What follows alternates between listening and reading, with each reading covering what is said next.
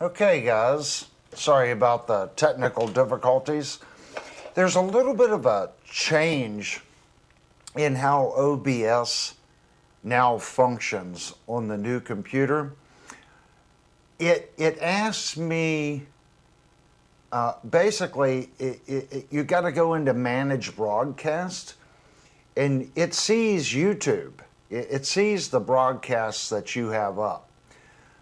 When you hit Start Streaming, it says Start New Broadcast.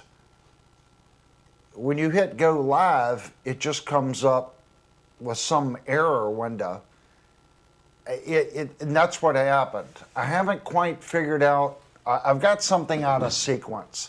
It's designed to make it easier, but this guy just hasn't quite figured out how to make it work yet. Anyway, you guys on the last stream, you were talking about wanting to do more pedal content. If you look back here, we have some microphones set in front of the Egnator amp. And I want to give you guys a close-up look of our pedals that I have set up. I'm going to go back to the OBS window, and I want to show you the pedals. And I have to hit auto. There's the fade. So here's the pedals. I went down to the store today. This pedal was actually used, and they had two of them up on the little thing. And I'm looking at them. I couldn't tell which one was used. There's not a scratch on this pedal. I mean, it looks freaking brand new. So I got the SD-1. I got the SD-1 for $50, which I thought, good deal. Not a scratch on it. Now this little guy, this chorus, how much was this guy? This was $131 for the chorus, okay? Excuse me. And you guys know what the MXR was. This was like $170. So, with these pedals, and the Egnator already has reverb in it, okay?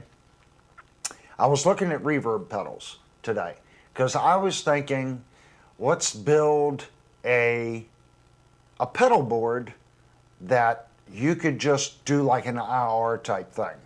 And the reason I say that, let me grab a pedal that I have that I'm really proud of. Uh-oh, hold on, honey. We gotta hook you up. Okay, please repeat. I said Mini Guitar Society said, ooh, the CH-1 and the SD-1. And then he said, your SD looks a lot cleaner than mine. Actually, it was used and Wicked for Fester, $50. Wicked Fester said I have a super chorus. That's what this one is. It's a Super Chorus CH-1. I don't know if they make a different one. Wicked Fester. This is the chorus, Super Chorus CH-1. Wicked Fester has the MXR too. Yeah, I'm really liking this pedal. I played with it twice this past week.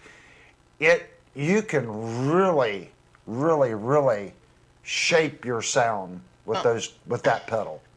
That's great. Mikey and Devastator are wondering what happened to the Iceman. I gotta go downstairs and get it. Anyway, so when I was at the store, I was trying to think. Let's do like a pedal board that we could do like a little mini amp in front of it, okay? Then have go guitar MXR, 10-band EQ, then into like a pedaled preamp, okay? Like these preamp pedals. What I have this guy. And this was made by Seymour Duncan, and it's a twin tube Mayhem. The drawback to this pedal is right here. 16 volt, 560 milliamp. So when I was at the store, I was looking at ISO bricks. The ISO bricks run at 18 volts. Now it does have a variable 9 to 15 volts, but it only puts out, the one I was looking at was 480 milliamps, which one isn't enough power and technically is the wrong voltage. So I am going to have to order a power supply for this guy because of that reason right there.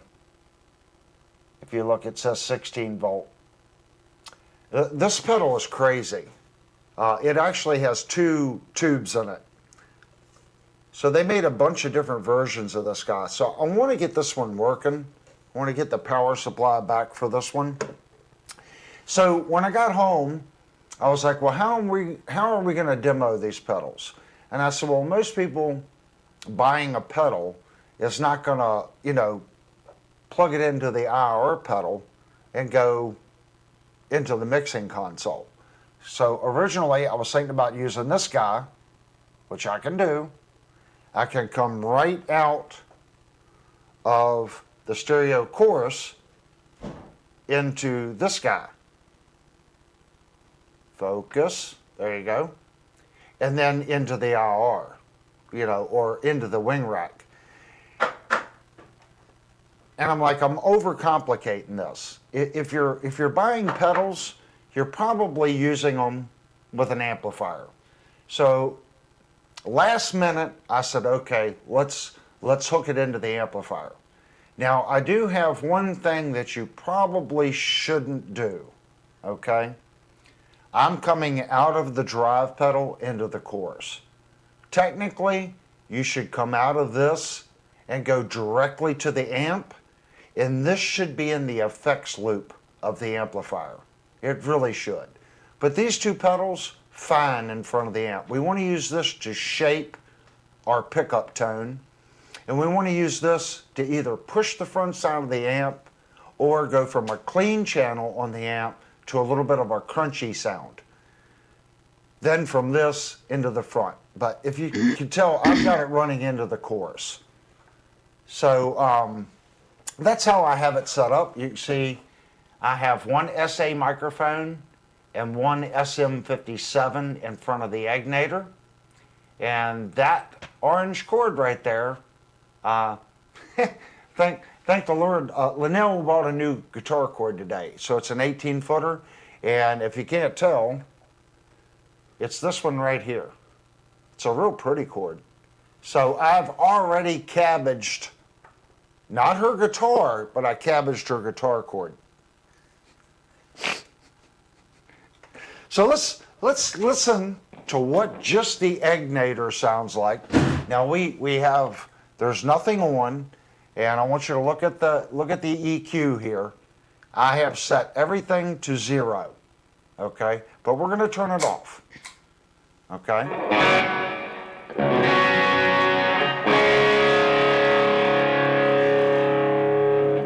And the main reason I don't really use amps in the room is my microphones are picking up the amplifier. So I'm going to mute my mic.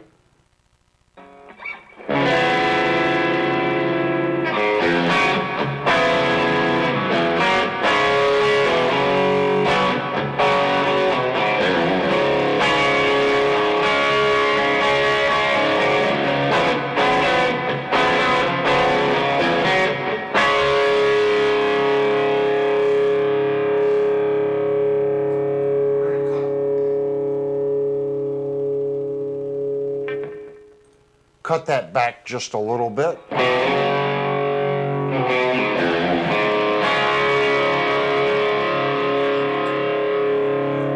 So it's hard to really know what it sounds like because unless I mute this, okay, it's an amplifier in the room.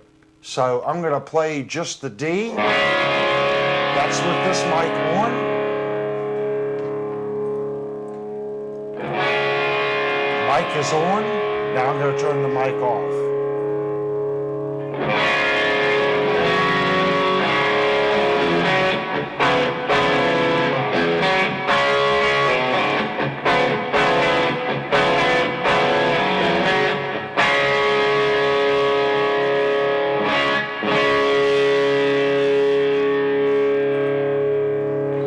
So I'm waiting to hear what you guys think. I did absolutely no, no testing before the stream.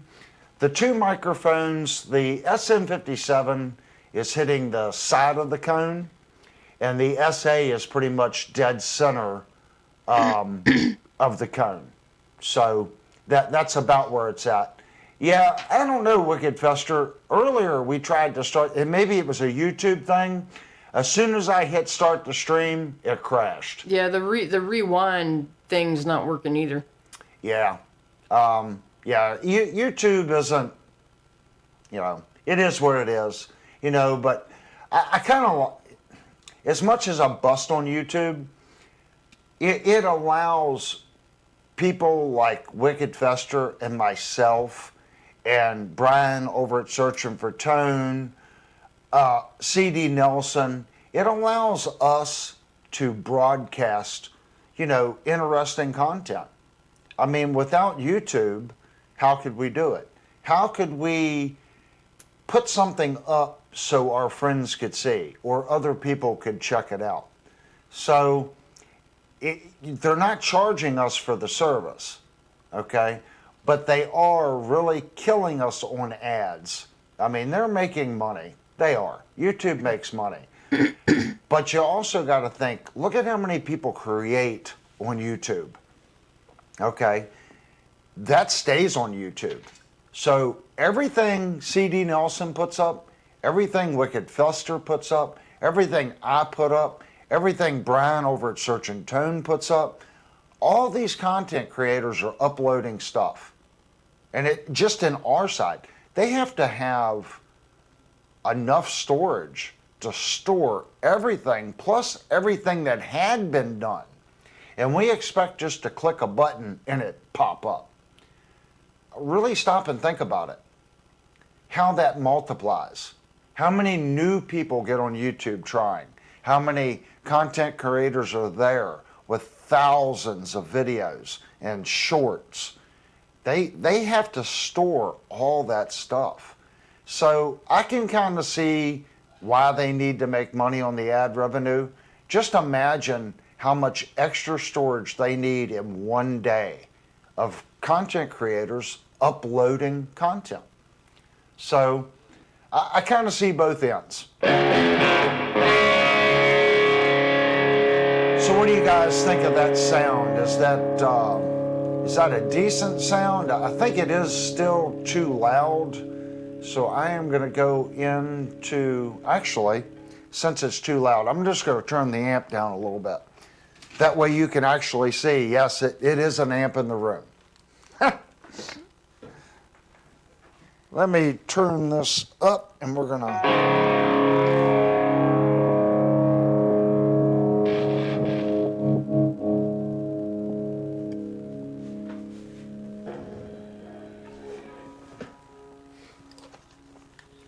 Let's see where we're at there.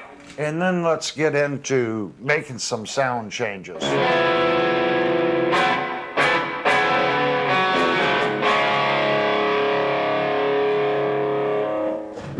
I would say we're pretty good. So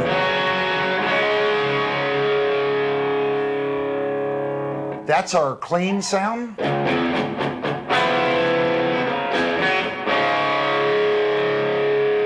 Up to our second position.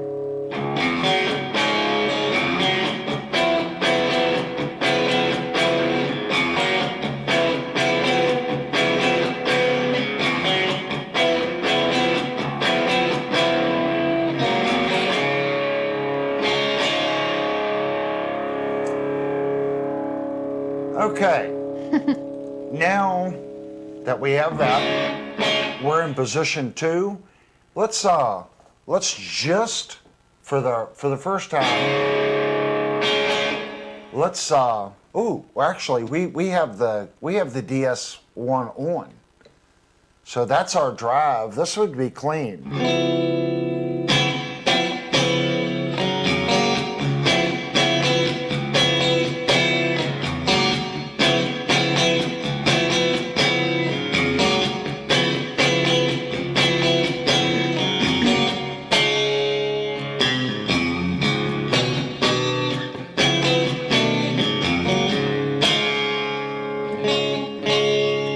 Clean. Now let's turn the drive on.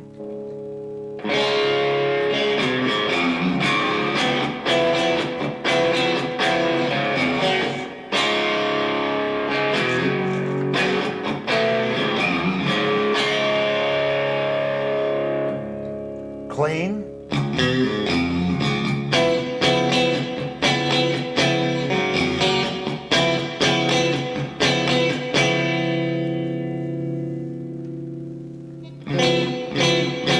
I think I'm going to turn the reverb down just a little bit on the ignitor.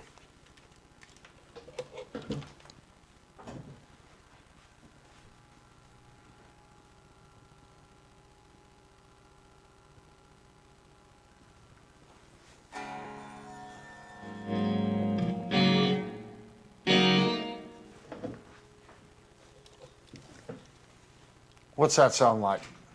A little less reverb.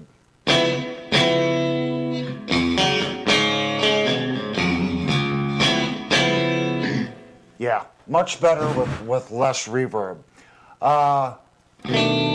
This amplifier goes to 10.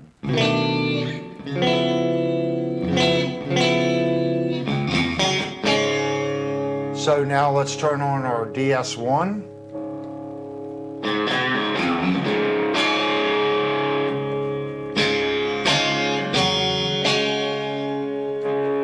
DS-1.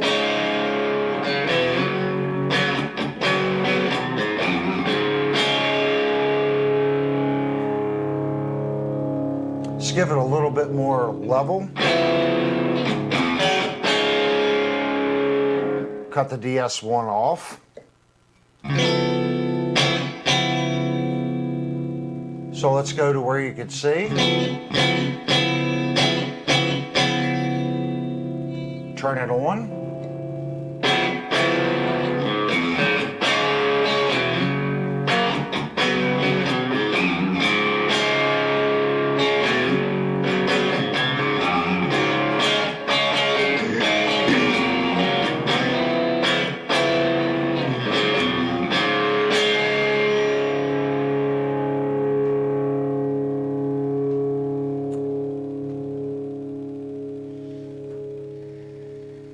So is that a good starting spot, guys?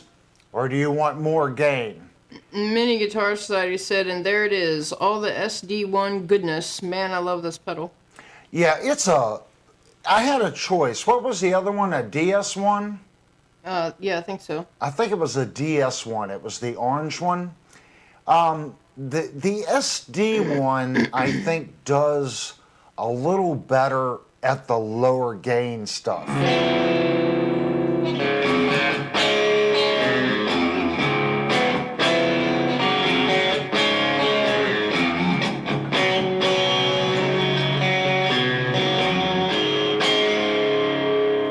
I mean, if I turn the gain up, let's crank up the drive. So right now, we were right here at 25%. So let's turn up the drive to, let's say 50%.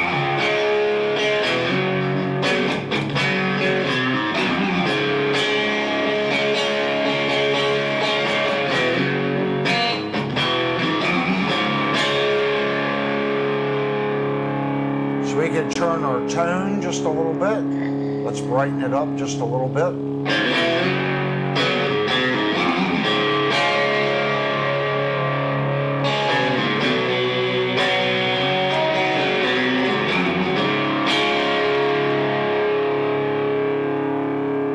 Take our level back a little bit. Let's give it a little bit more gain.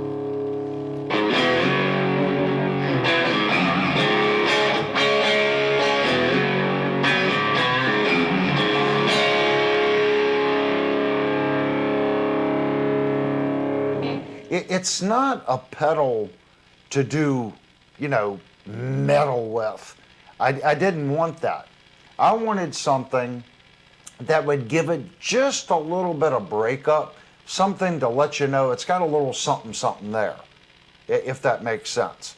The DS one, the orange one, I think that one gets a little more hairy, if that makes sense. Mini Guitar Society said he has both, but the DS1 collects dust. Yeah, that's why I picked this one. I mean, if you're gonna pick one, why reinvent the wheel? There's so many people out there that play Boss, and when you talk to them, most of the people will say the SD-1 just does a little bit of everything, and it does it well. So, for 50 bucks, that, I mean,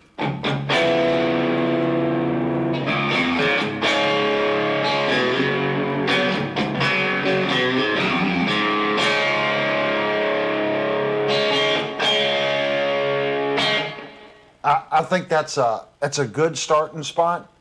I'm going to cut it back to about, well, I'll show you here on our settings. So I'm going to take our drive back to about right there.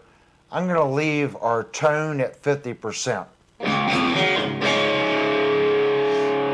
So now I want to start shaping the sound, okay?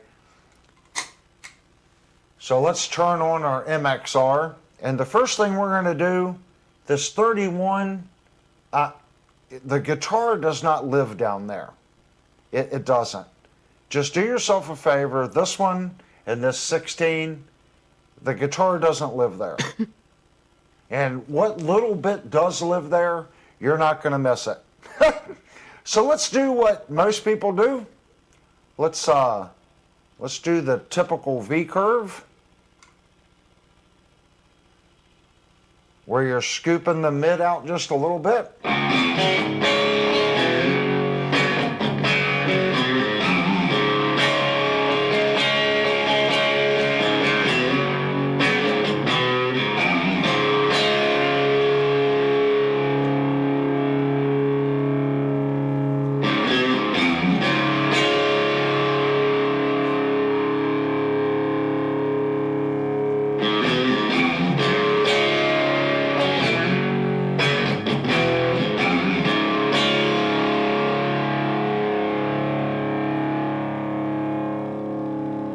You know, a lot of people like doing that. You know, I'm from the 80s, so believe it or not, I kind of like punching the 1K in right here.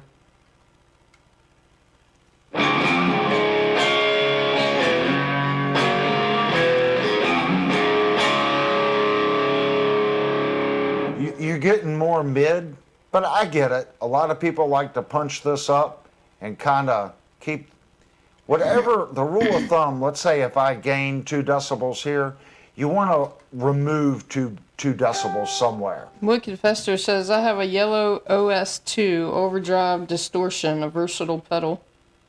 The virtual. No, a versatile Oh, pedal. versatile, yeah. Now with this pedal, we have a volume and we have a gain. So since we already have the drive, you can push that drive just a little bit. So let's add a little gain going into this DS1.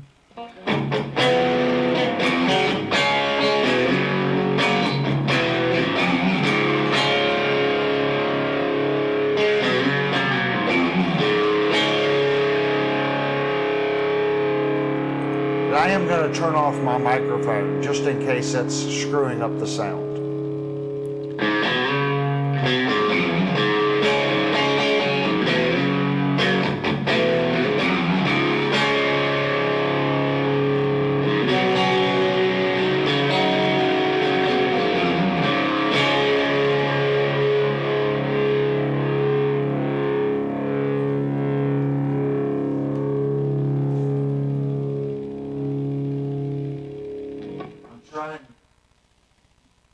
Pyro said, I have pedals, 1-1, gave it away. I just use foot switch with my GTX 100. I'm just now grasping guitar and handwork. I'm not ready for feet. Man, you know, I'm not a pedal guy, okay? I'm really not. I've always used rack effects. I used pedals, when I was 16, 17, 18. By the time I was 19, I already had a GSP-5 rack mount effects processor. And I never really went back to pedals. I played with a lot of guys with pedal boards. I think it's one of those things, it's what you're comfortable with. And I think a nice pedal board can be a nice pedal board. There's hundreds and thousands of people out there playing live gigs with pedal boards. So the last stream we had a poll, and we put up a poll and everyone said we'd like more pedal content. And that kind of brings me up to kind of why I was thinking, why would that be? Why would pedals be a thing? All right, this is $50 for the SD-1. Okay, that's a good. You got a small amp, you want to kick the front of the amp, you buy, it's 50 bucks. When you start looking at Headrush, Line 6 Stadium, a Cortex, you look at these multi-effects floor processors, they're $800 to $1,600. And a lot of people just don't have the money and the funds to tie up in a multi-effects processor. So at the end of the week, or maybe they worked all month and they've scraped together 150 bucks, they want to buy a pedal.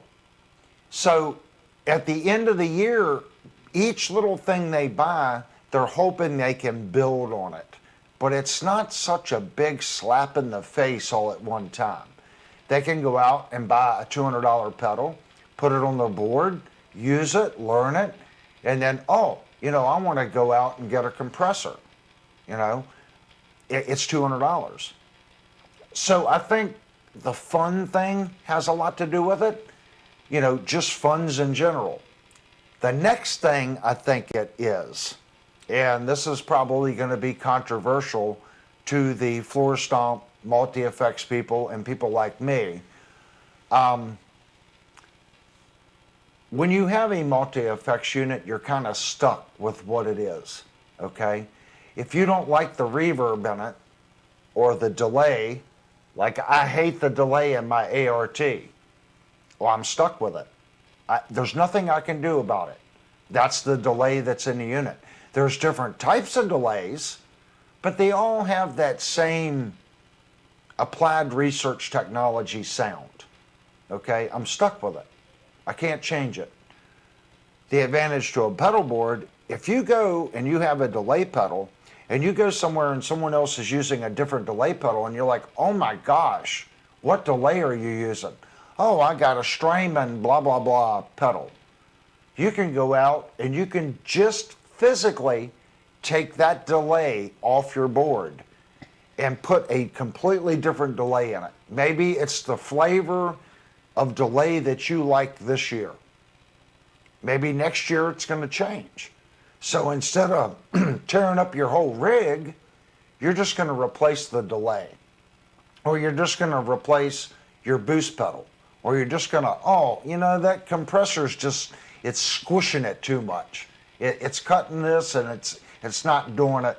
I'm going to switch over to this type compressor. So I kind of see that.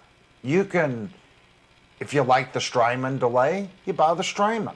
If you like the MXR EQ, then you get the MXR EQ. You like the DS1 for your boost and your drive pedal, and you build the sound that fits you, if that makes sense. So I kind of get the pedal thing. And when I was at the store, I was really looking at what would be the best bangs for the buck. I did not pick pedals that were overly expensive. I tried to pick two pedals that I think that are pretty common. This is a common drive, and this is a very common chorus. So let's turn off the drive, and let's just go clean.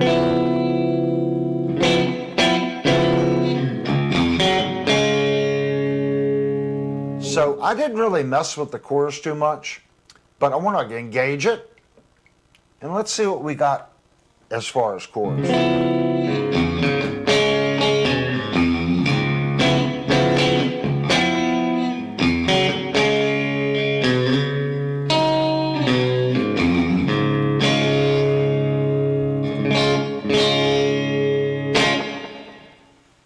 let's add some depth. So I'm turning this up.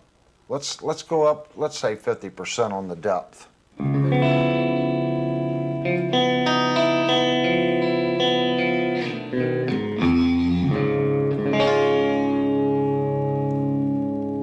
So this is our rate. Let's turn the rate up.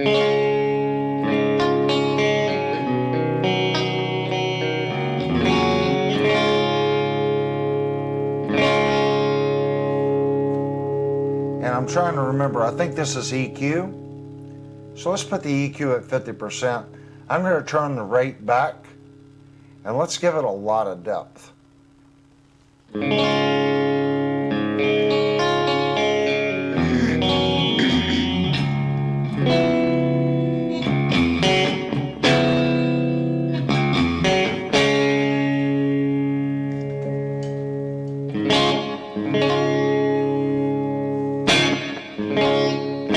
That's a 1. Art and Guitar says some multi-effects/pedals have a stuffy sound when plugged into interface. Do you have any tips for making it less stuffy sounding? I'm going to be honest with you. I am struggling with a lot of that. And a lot of the digital stuff has that issue, okay? To me, what I'm doing right here, if I turn off all the effects, the amplifier breathes. It just has a natural sound. As soon as I turn on the SD-1, it's almost like it takes some of the brilliance out of it. All I can tell you is keep playing with it. What you hear on your end sometimes is completely different than what it's going to sound like when you do the playback, if that makes sense. Like when I'm setting up for the stream, a lot of times I feel the guitar is kind of scratchy sounding. But when I go back and listen to the stream after YouTube compresses it, it sounds fine. So you gotta keep in mind where in the signal path are you listening and what is the end result. I don't have any suggestions because you can really go down rabbit holes, and what works for me because of the equipment that I have. The interface I'm using is a Yamaha. Why? I was having problems with the Behringer interface, okay? And I was getting just weird things going on. The Behringer interface should be far superior over my Yamaha interface. But the Yamaha interface just seems to work. Does that kind of make sense? So you can ask people in the stream, we've had problems with the Behringer. Everything else it does is great. But the Yamaha just seems to work.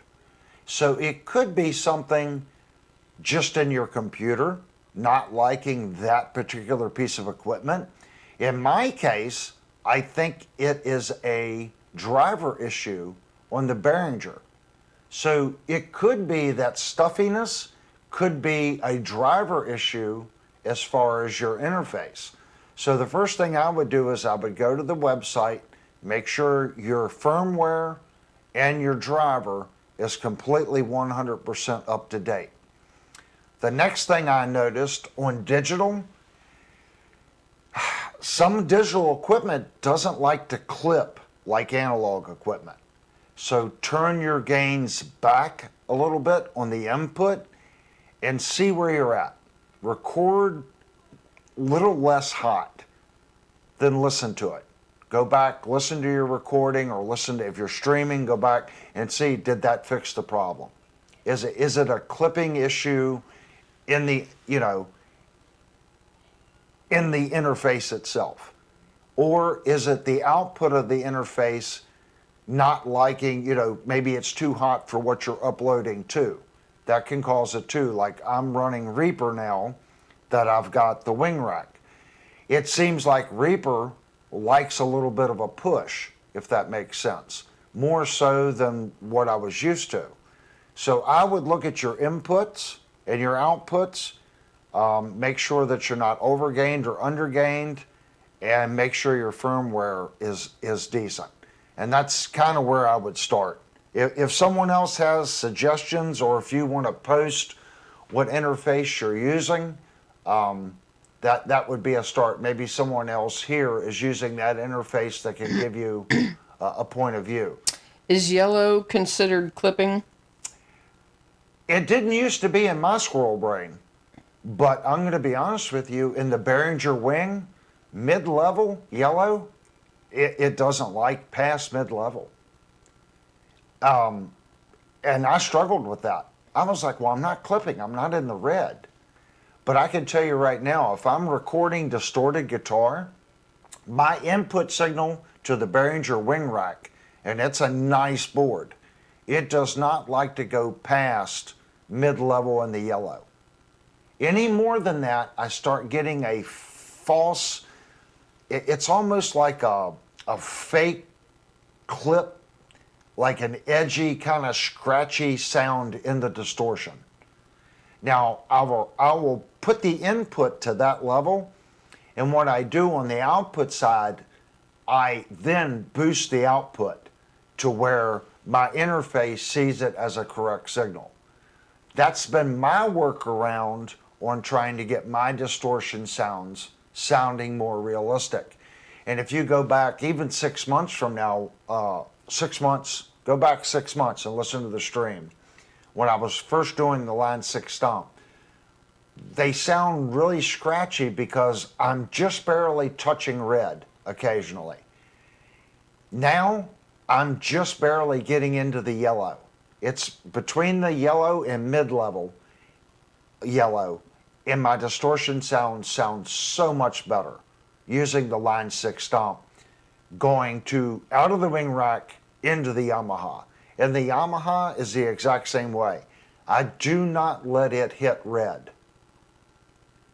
Now the Yamaha is a little more forgiving. I can go right up to the red on the Yamaha and maybe just occasionally touch it, and I don't see the issue.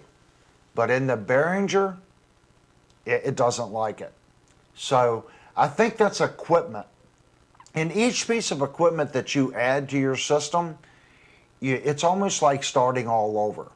Like tonight, I threw this together, so I have no idea how it sounds to you guys. This could sound like it's down in a hole and it's not clear.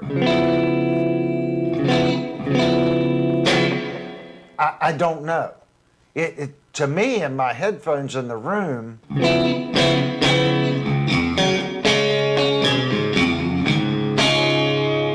in a way, it sounds lively, but in another way, because I got my headphones on and this is picking it up, it almost kind of sounds distant, if that makes sense. And a good sound won't have that. You can have effects, but the guitar will still sound like it's in the room with you when you're listening to it. When I'm sitting here, it's not having that feel.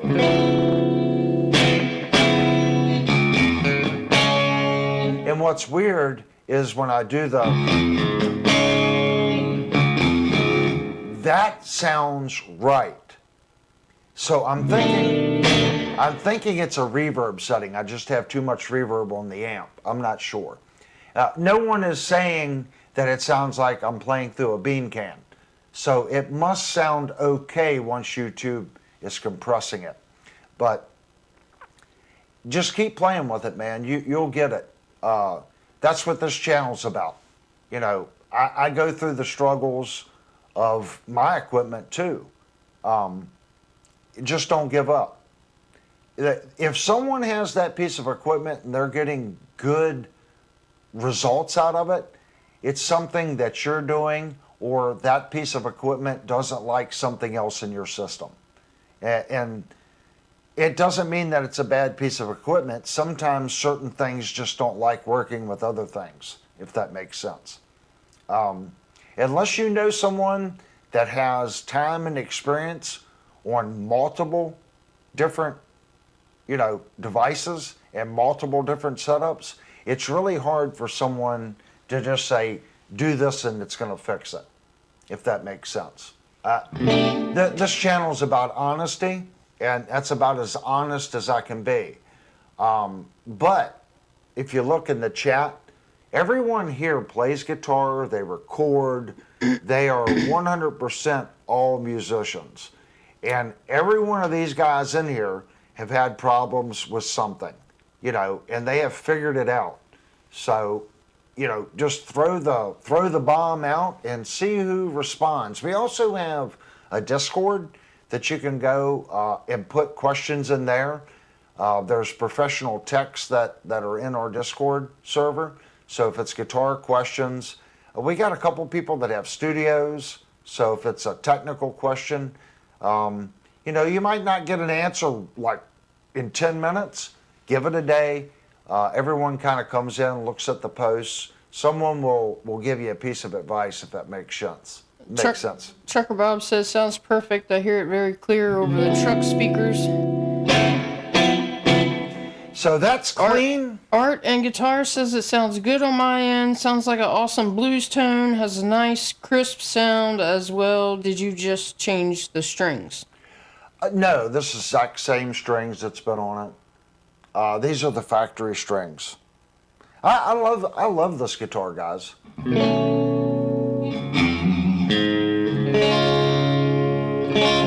Now we are in the second position. So if I switch down to the bridge, it's going to get it a lot brighter. So this is our bridge position.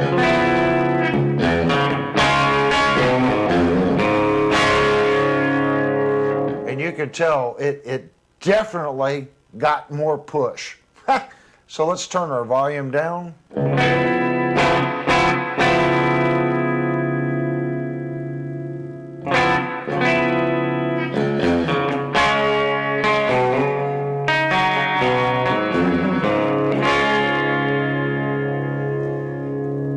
I'm going to go to the wing rack and I'm going to cut that back just a little bit more.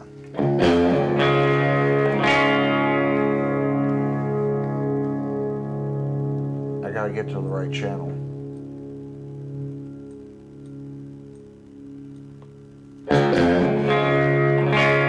So right now in my wing rack, when I speak, I'm only getting 2 yellow lights, okay?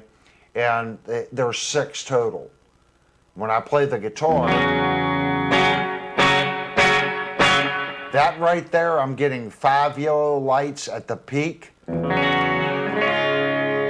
That is 1 yellow light.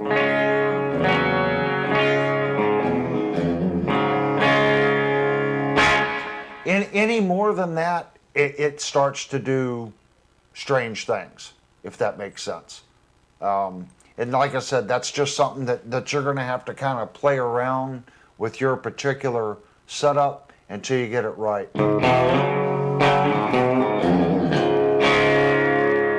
So that's our bridge. And I'm going to flip it over so you guys can see. We do have the chorus on. The distortion is not on. And this is our setup for our. You know what? We're gonna do a little bit more punching right here. Let's punch up that bottom.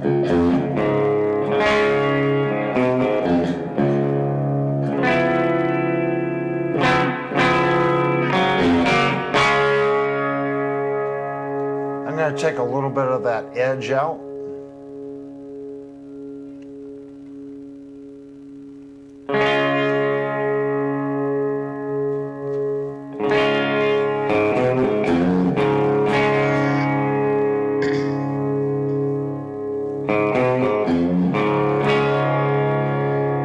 You can tell it just by changing this, dropping this down a little bit, it took that nasty bite. Let's go up to a standard 2.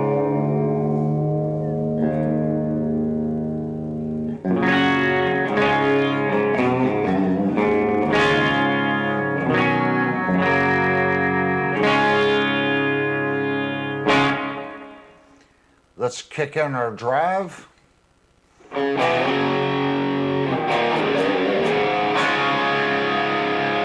can tell, we need to turn up our level.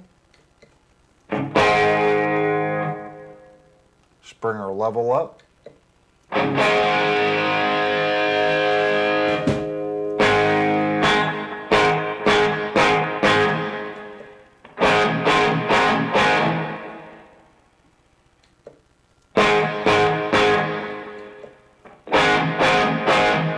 That's about right. So now here's our distortion.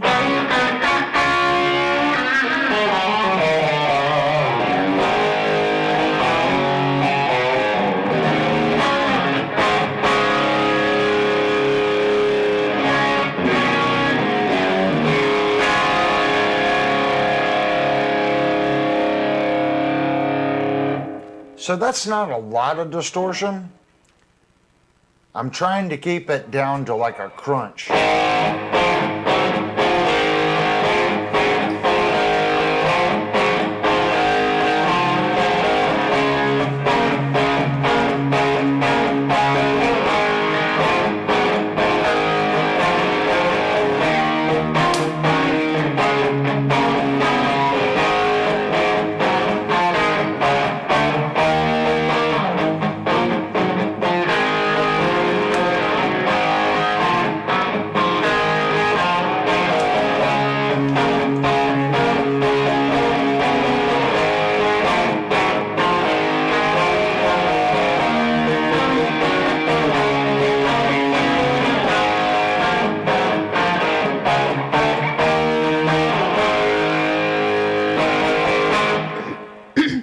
That's not too awful bad. Many Guitar Society said that's the kind of tone that lets you know that there is still good in the world. I like it.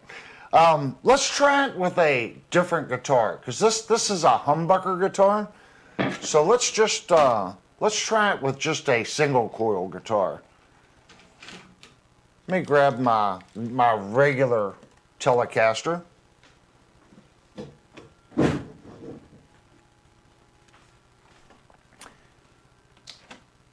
One regular Telecaster. This is a 2026 Fender standard Telecaster. So this is the cheapest Fender that you can get. I actually like this guitar. I think it's a pretty cool guitar.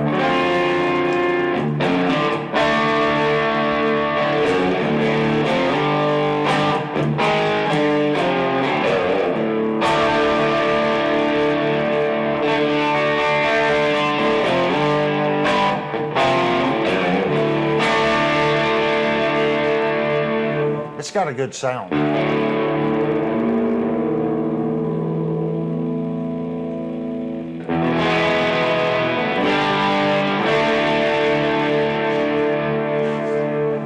So let's turn our distortion off.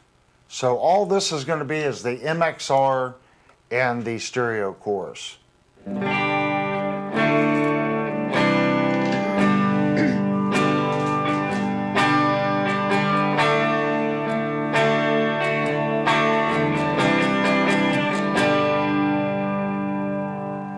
Let's take a little bit of that chorus out.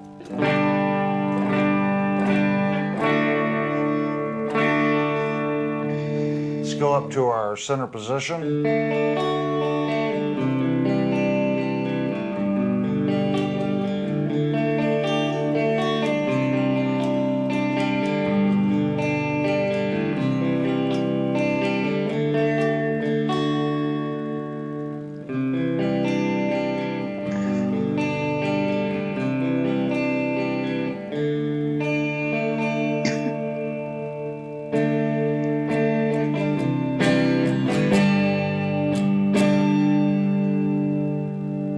Pretty good.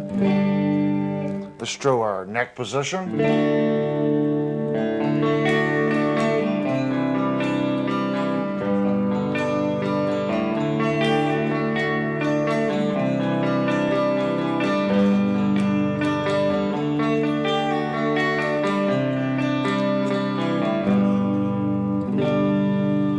And we can kind of change some of that.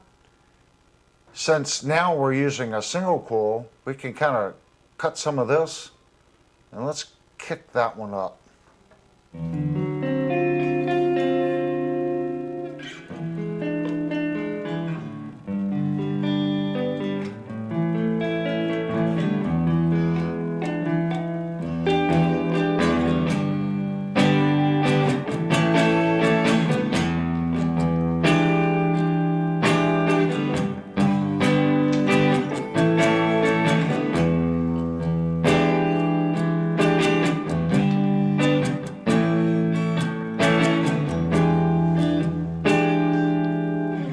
I think we need just a little bit right there.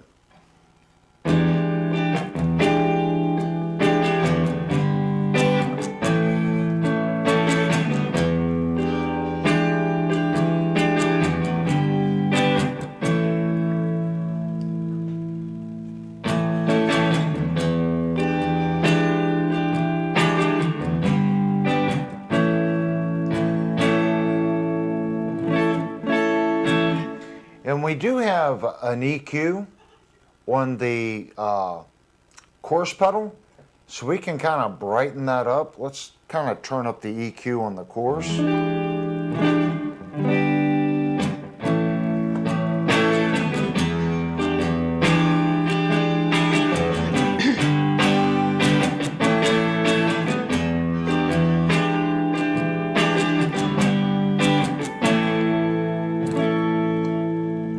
So essentially what I'm doing right here is an EQ. So I'm turning the EQ up, and we'll bring the bias up.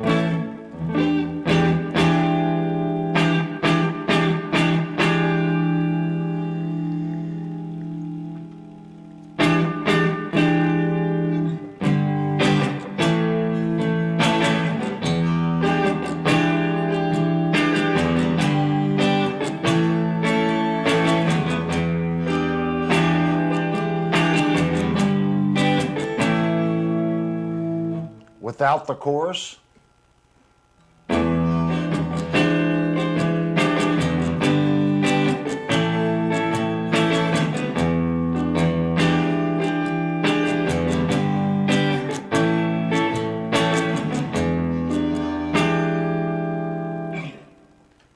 With the chorus.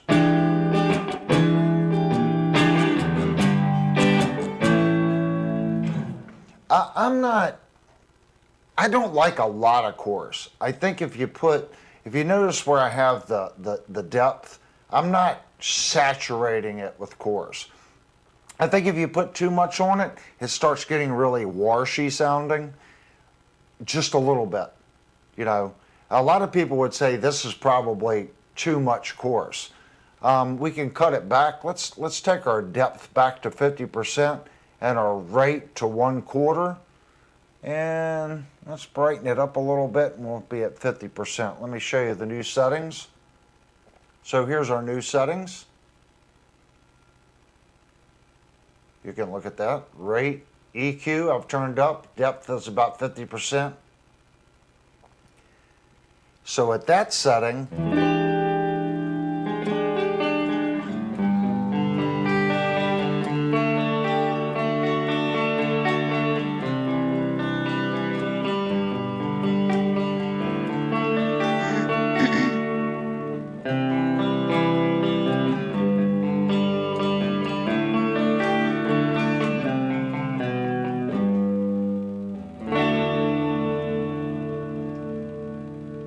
so let's turn it off.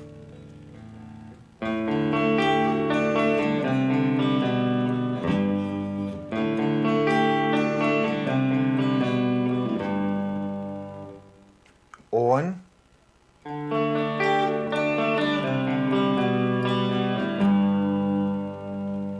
And the more you bring your depth up, the washier it's going to sound. Let's turn our rate and our depth way up.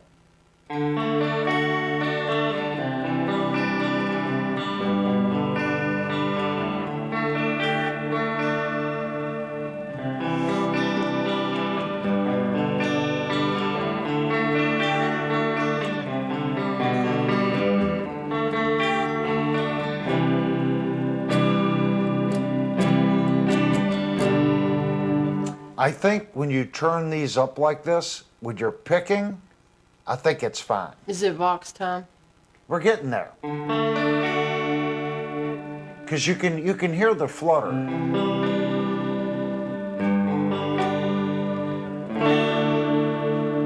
I think it's fine, but when you start strumming,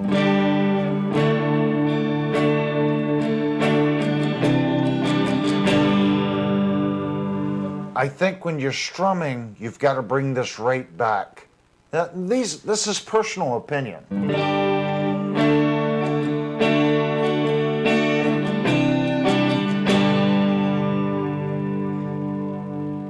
About right there. Now that's still a lot of depth.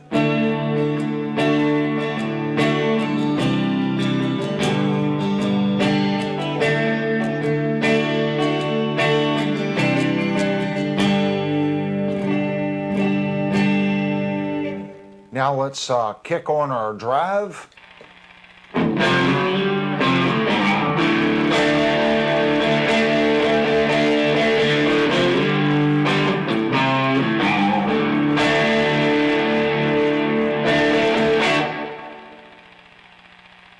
And you can hear we have some line noise now.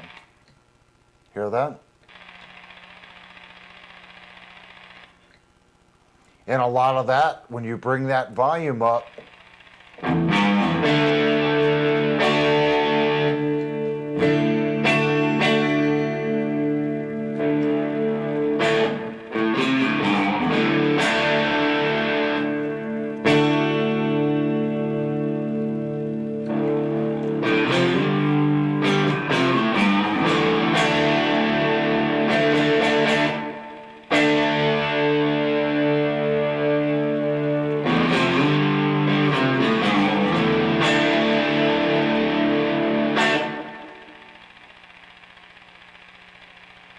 that's the difference. Can you guys hear that? And you know, we're not using an isolated power supply either. So I'm not a pedal guy. So I can already tell you, if you're using an isolated power supply, 50% of that noise would disappear. You're not going to hear it. I have a separate power supply on the MXR, and then I have another power supply on the strobe stomp. It's all hooked into, yeah. A nice isolated power supply would fix some of that. Again, I'm not set up to really do pedals. We're just here to kind of go over some options. And I'm just, you guys are hearing it. When the stream is over, I am really curious to go back and see what these settings are actually sounding like. I might run across one and go, wow, that really sounded good. And then I make a change and it's kind of like, it's not there. So I learn. Every time I do a stream, believe me guys, I go back and watch and I try to pay attention to myself. and another reason why I like showing you the settings each time I make a change, that's not just for you guys, it's for me. When I go back, I go, okay, that worked well with these settings, this interface, you know, this guitar, whatever. And I'll go, okay, I know it responds well when I set it up X. And it's so hard to do when you have the guitar in your hand and you're playing it and you're making little changes. Sometimes our ears just kind of get immune. And we start going down a rabbit hole and it's like, well, it's not enough chorus. And then 2 minutes later, it's like, yeah, I think it needs more chorus. And then you come back the next day and you plug it in. It's like, oh my gosh, that's a lot of chorus. We kind of got to know where to stop. And that's why I go back and watch it, because sometimes I'll land on the perfect sound and I don't even realize that I was there during the stream making tweaks. And I think everyone here does the exact same thing. Record yourself. Pay attention. If you've got a camera, record your settings and your board or whatever you have, do your recording, and then go back and listen to it. If you make a change and you're playing the exact same thing, record the changes that you've made to your equipment, do your recording, and pay attention. How is it affecting what you're listening back to? Sometimes it's not what you hear in the room. If you're recording, it's what is on that, what has been recorded. What do you hear on the playback? And always remember, on your playback, your speakers and your amplifier, all that really changes the signal. So you want something kind of flat, when you're listening to your playback. Someone might have a stereo that's brighter or has more bass. That's why they have control room studio monitors. They're supposed to be flat. They're not going to color the signal and alter what's been recorded. All right, guys, let's take our Vox break. If you're not familiar with the channel, that allows everyone to take a 5-minute break, go to the restroom, get something to drink, and get a snack. And that's also a good time for you guys to kind of post questions. I do actually have the chat window in OBS now. I finally got that fixed. When I started the new computer and I put OBS on the system, I was actually able to do it the right way this time. So a lot of things have changed, and I feel each time I do the stream, I feel more and more comfortable with this new setup. It is way beyond my expectations. And every time I look up and I see the quality of the video, it blows my mind. It does. I can't. We spent a lot of money here the last 2 months, but I see the difference. Hopefully you guys do too. So we'll be right back in 5 more minutes. I am just going to, it's probably going to play the theme song because I'm pretty sure I do not have that turned off, but I'm just going to go to the starting window and we'll be back in 5 minutes. If you haven't already and you're new here, please go down, hit the thumbs up button, and consider subscribing. We're trying to be a different kind of channel. We get on here. Everyone that you see in the chat is a musician. They know they can come here and they can talk products, gear, do guitar day, if that is what it is, bounce ideas off of guys. That's really what I want the channel to be. I want it to be a channel that you can come to, hang out, chill out, talk with friends, talk products, and exchange information. That's what it's about. All right, guys, we'll be right back in 5 minutes.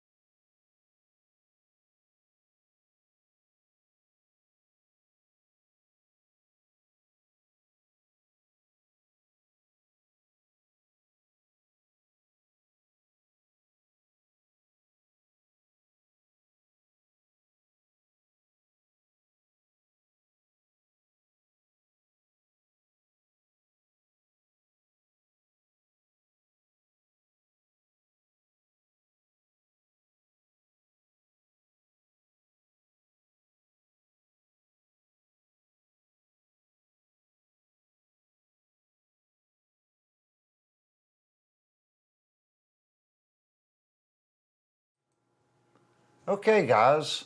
Hey, I want to say something. I'm still smoking and I don't have my cocoa. So technically, we're still on break. So if you're in the restroom and you're rushing back, don't. I started the stream and I've got a new system and I'm finding myself forgetting to turn off the return feed from the computer back to the wing. And the first part of the stream, the computer feed back to the wing was on. So I'm kind of curious how much difference that's going to make in the sound. I know it really messes it up when I'm using the HX Stomp and the reverb in the wing rack because it creates a loop. It technically should still create that loop even though we're using an outboard amplifier and separate effects. So now I'm kind of curious, what will it sound like now that I have turned off the computer feed back to the wing?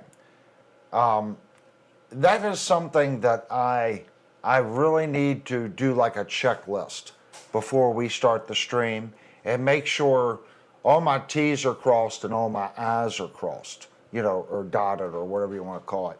So Linnell just poured the water into the coffee pot to make cocoa. So that'll be out shortly. All right, let's try this one more time. And I did hang the Telecaster back up. I'm going to switch back over to my Sire. So I'm kind of curious what this is going to do now that I have switched the feed.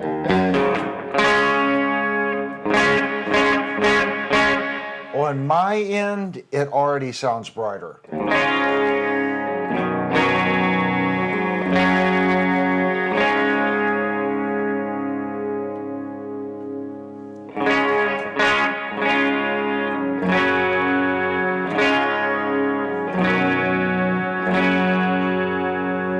So that, let's turn off the chorus, let's turn off the drive, and let's turn off the MXR. So as I play, we are going to do one by one. So this is just the guitar, the Egnator amp with some reverb.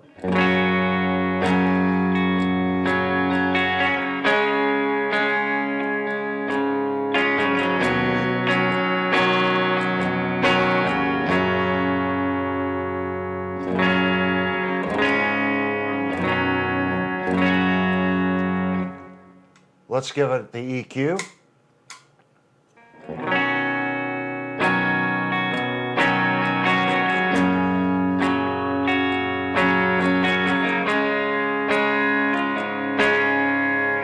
I think we need to cut right there. We need to punch right there just a little bit.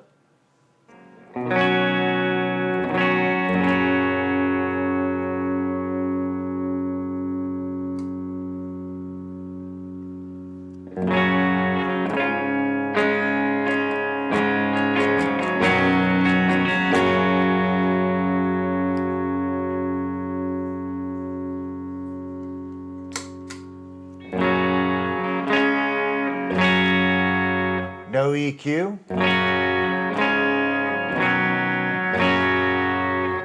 EQ.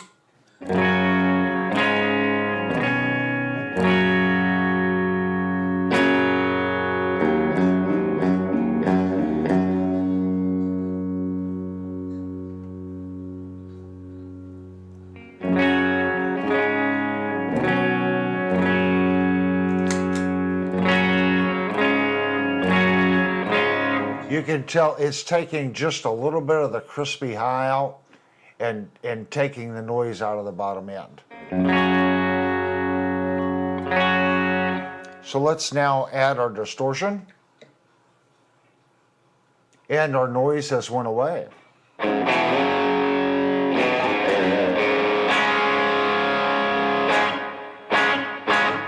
So now let's get our level set to where when we turn this on, it's the same level. And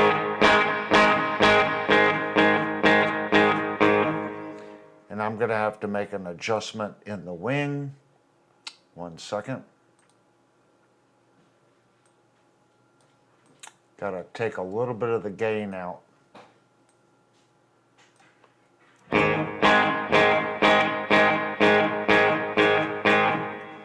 All right. Go back to the...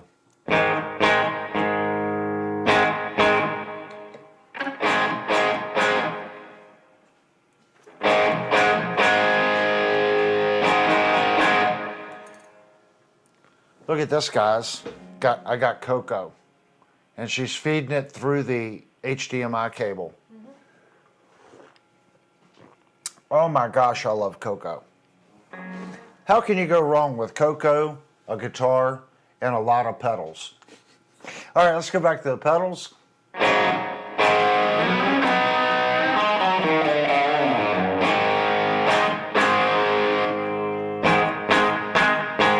I think it needs just a little bit more.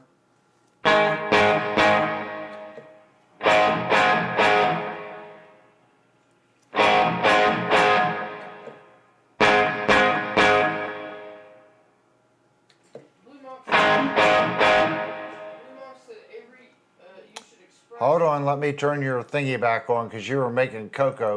Turn the kitchen inside out. There you go. Ha! Blue Monk said, Avery, you should express you're doing more pickup shaping, or am I wrong? This is all into the face of the amp. This is into the face of the amp, 100%. So yeah, I'm just trying to shape the pickup just a little bit. Now, technically, what we did last week, we used the gain and the level on the MXR to hit the front side of the fake amplifier in the line 6 stomp, using it as a boost.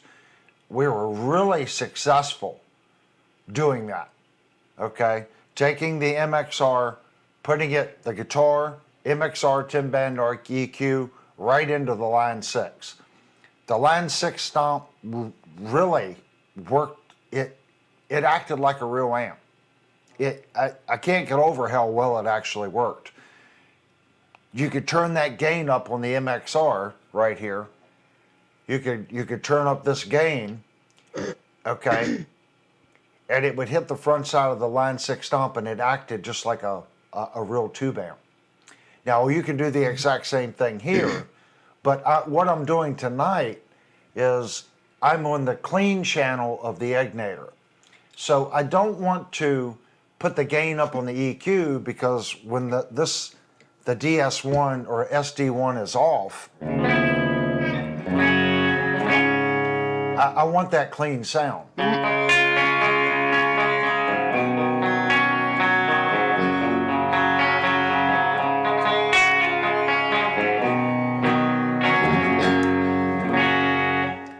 I want that clean sound. Michael said, have you ever run the EQ pedal in the effects loop?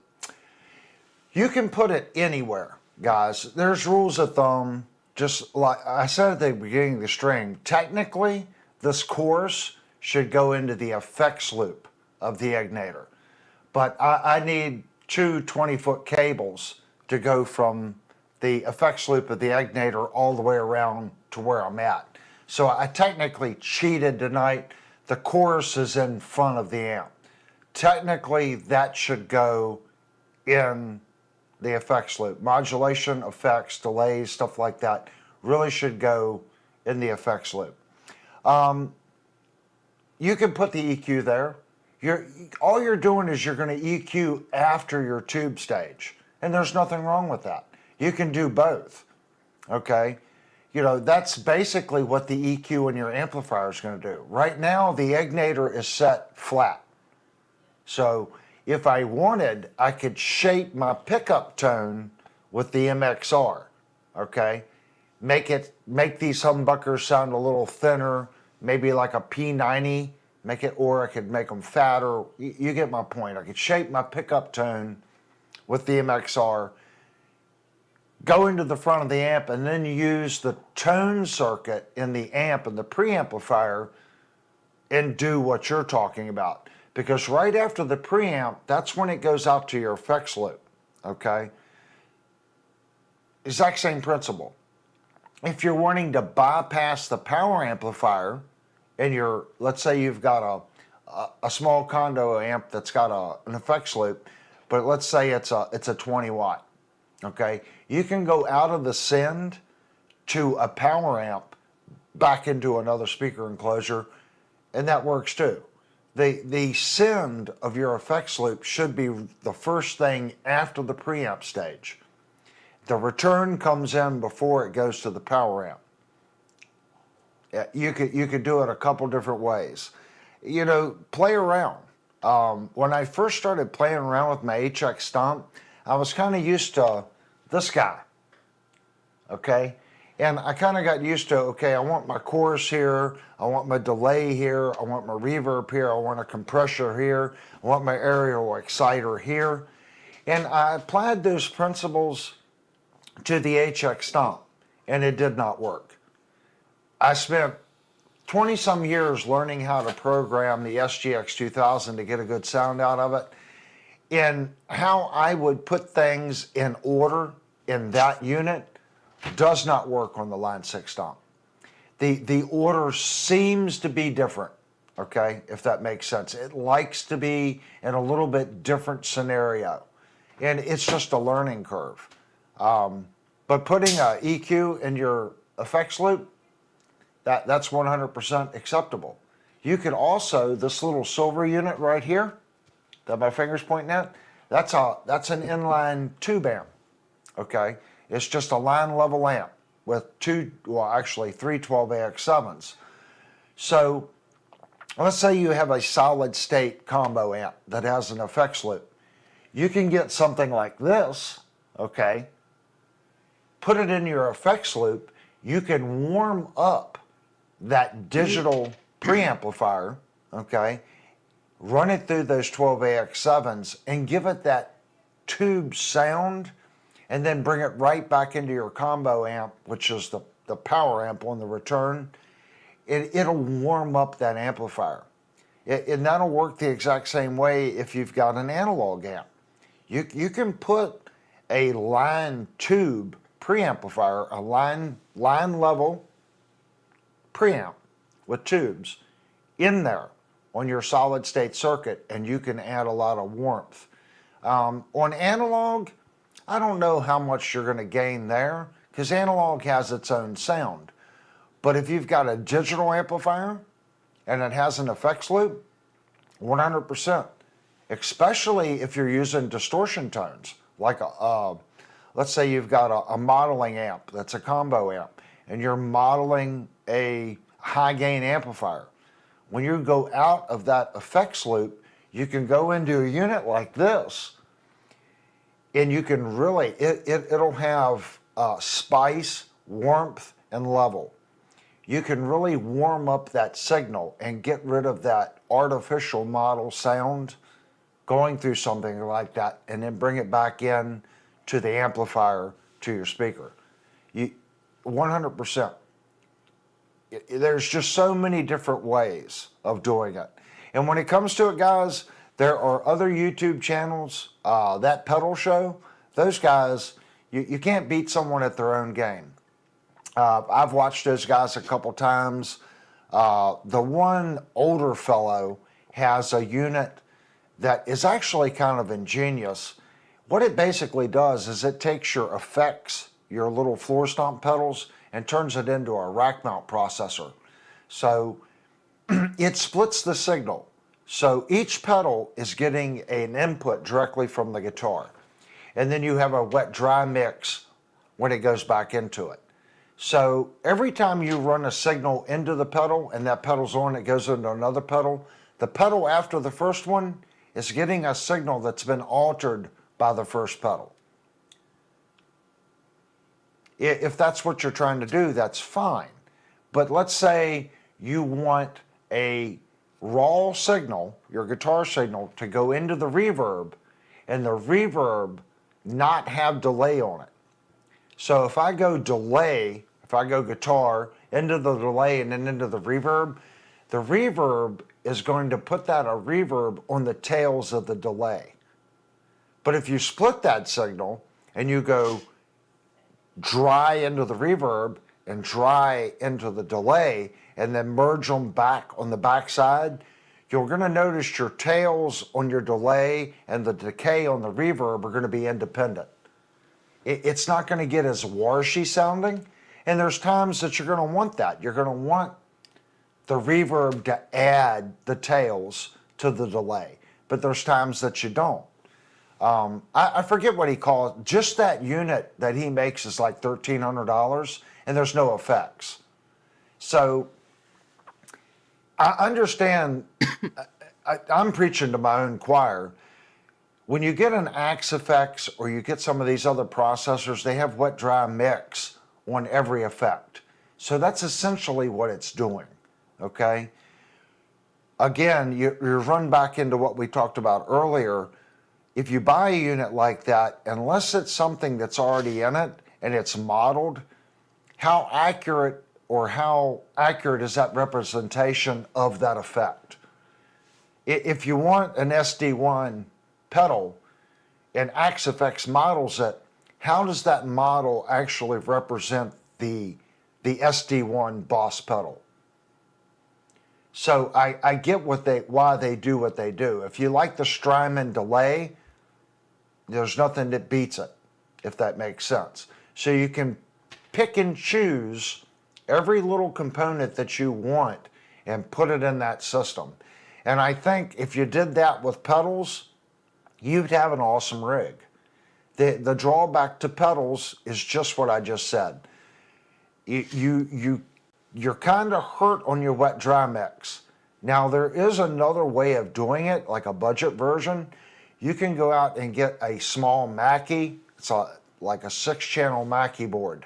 Okay, it's a little portable one. Plug your guitar in, and then each channel, okay, have that send your raw guitar signal to a pedal and then bring it back in, okay? And as you bring that slider up, that's the amount of effect it's going to go on the output. You can do that. Yeah, that would be another way of doing a very cheap version of what that guy's created. It wouldn't be near as good because his, you can program it. If you step on this, X goes here, X goes there. It's pretty amazing. I've never played with it, but I get the concept because I've always run rack effects. We did this because you guys were like, hey, we need more, pedal content. So I thought I would go down, pick up some pedals, and I've got the Egnator. It's a great amplifier, and now I've got a nice little pedal setup where I can plug into my Egnator, and I don't have to unplug everything over here that I stream with. I can set this little system up over there in front of my Egnator, and I can do some jamming. And the Egnator's a 2-channel amp too. So I have a high gain channel on this side is high gain. This side is clean. So I could set it up and make it work either way. I just wanted to get on tonight and kind of go over some of the pedal options. So that's our clean, distorted.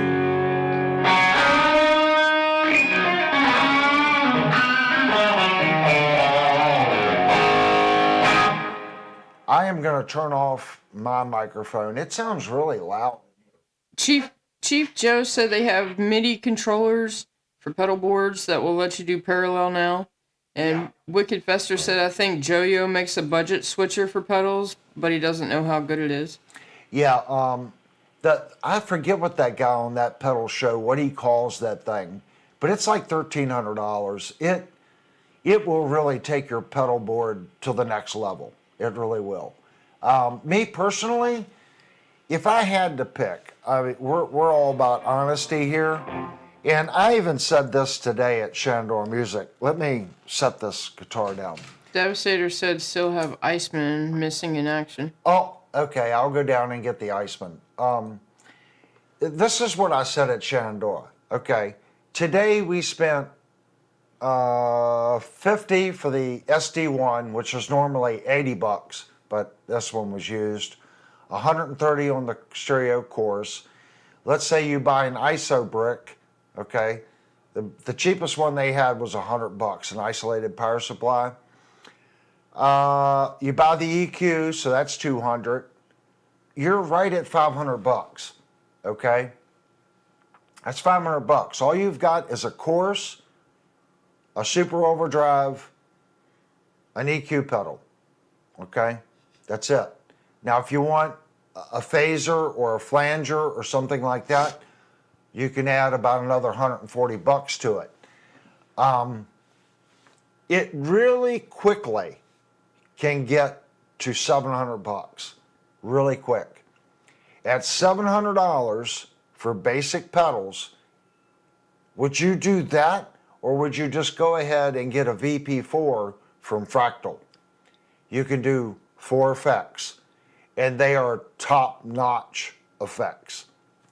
That's the dilemma. And again, it's also the dilemma, how many people have $700 just to put out at one time? I think the VP4 is your better option. I really do. It's MIDI controllable. You could set up different chains. You buy 2 of them. I know you're like, 2 of them? Well, now you can run 8 effects. And they have one with amp models. So they have a VP4 with amp models and one that's just effects. You buy the one with the amp models, buy the one with effects, MIDI them together so they work together. I think that would be better than the 3 model, the small foot unit. It's $1,400. You can buy the FM3 for about $1,200. But I think the 2 VP4s, the 2 different units they make, tied together, that would be almost equivalent. I'm not saying it has the horsepower of an FM9, but it doesn't cost what the FM9 costs. So that would be a way of doing it. You could first, okay, if you have an amp, buy your first VP4, then turn around and buy the second one with your amp model, and then just go straight into a powered PA speaker. Chief Joe said exactly why I've always stuck to all-in-one units and used the SGX 2000 for years. I'm with you, buddy. That's an SGX 2000 Express, and there's an SGX 2000, okay, in this rack over here. So I'm going to move my camera. Don't freak out, guys. We're going to do a move on the camera. So we are shifting the camera. So in this rack, you can see there's my second, I don't know if you guys can see it, right there's my second SGX 2000. And that is another inline tube amp. That's a line level 312AX7. And then up here, these are my compressor gates.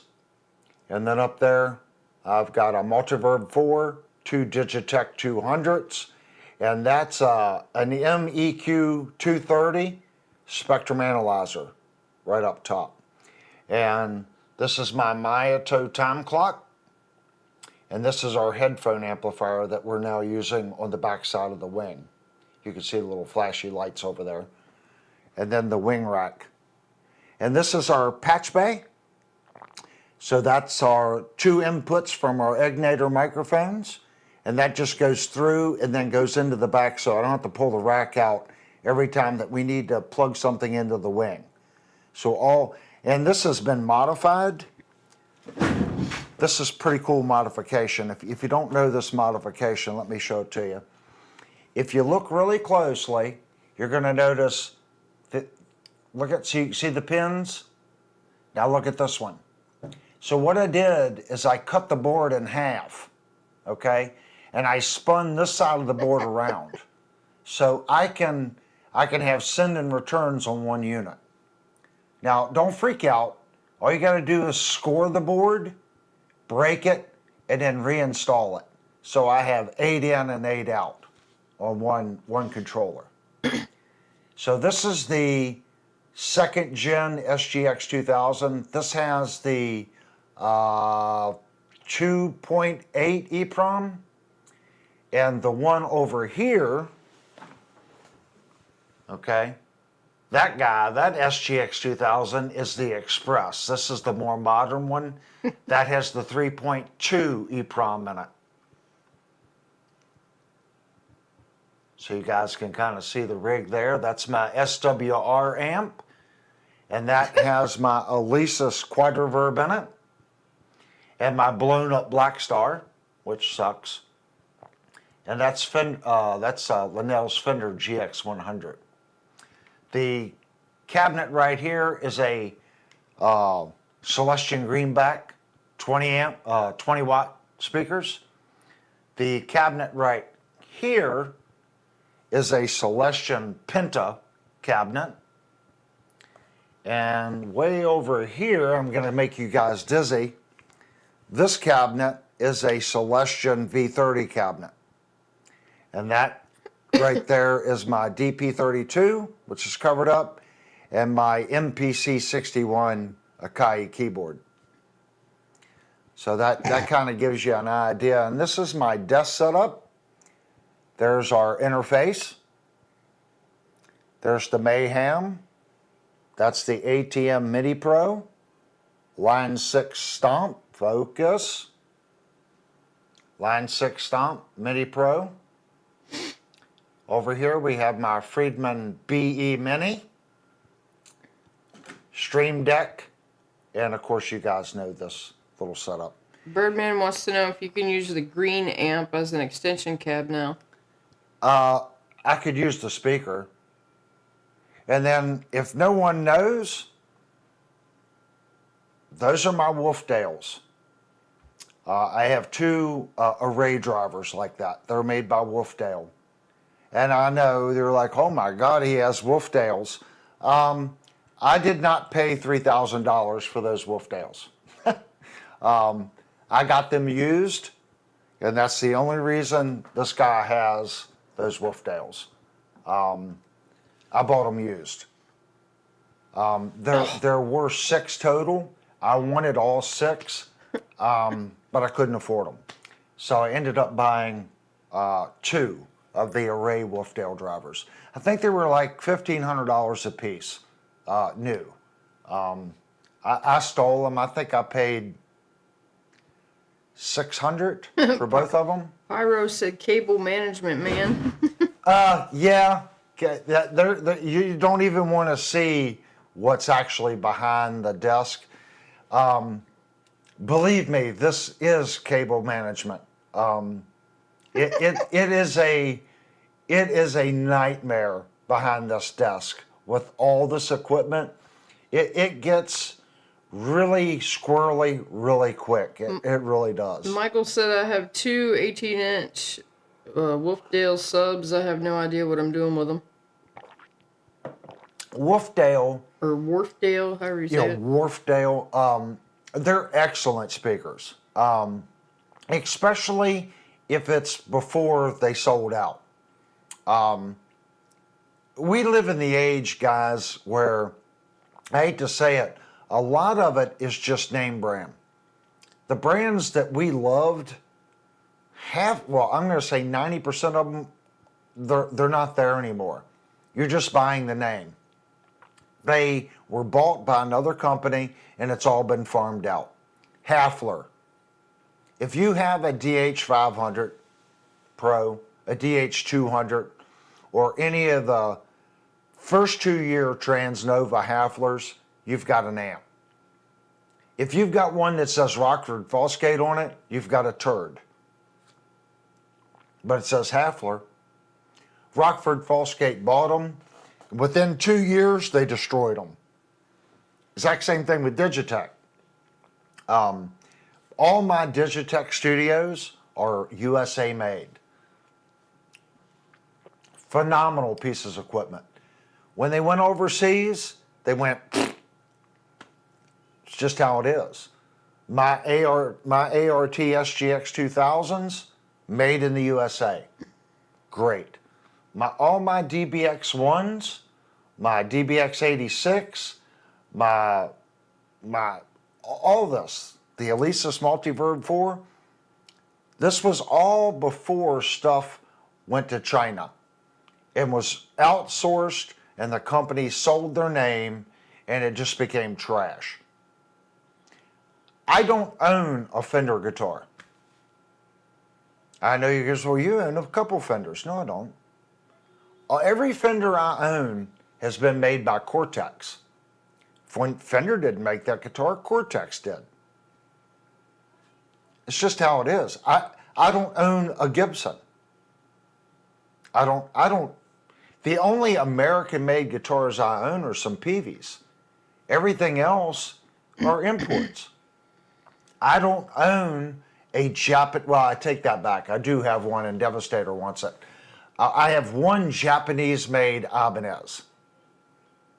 The rest of them are outsourced by other companies.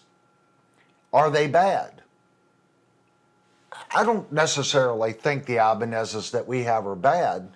My point is, when the stuff was made here, it was made well. And it was good, solid equipment. I do see the advantage to the wing rack, though. It has replaced so much equipment, and I'm able to do so much more easier. Wicked Fester said I have made in Mexico Fenders. Yeah. Do I want an American-made Fender? I'll be honest with you, probably not. Because everyone that I talk to claim that the Mexican Fenders are better than the American Fenders. Devastator said only USA made guitar he has is his Miles Kennedy. Exactly. It's one of those things, guys. You gotta kind of, in today's world, there's very few companies now that I think are trying to make a product that's USA made, and they're trying to make it affordable. And I'm gonna put Kiesel in that mix. I think they make a heck of a guitar at a heck of a price, and it's USA made. Even, let's say, Texas Toast. I hear good things about them. You know, it's a USA made guitar. I know some of the components are, you know, I get it. But it's a USA people making the product. It's a good instrument. At the same token, I hear the good things about Reverend. That's not a USA made product. But it's right between $800 and $1,300. You can get a really nice Reverend. It's about price point. You know, what would my wing rack cost me if it was 100% assembled in the United States? You can't be made in the United States because we don't really make the components to make the computer board on it. Joe said, oops, I have 3 Japanese guitars. Yeah, we have one. Michael has 2 made in Mexico and 1 American Fender. Chief Joe says 5 USAs. Mm-hmm.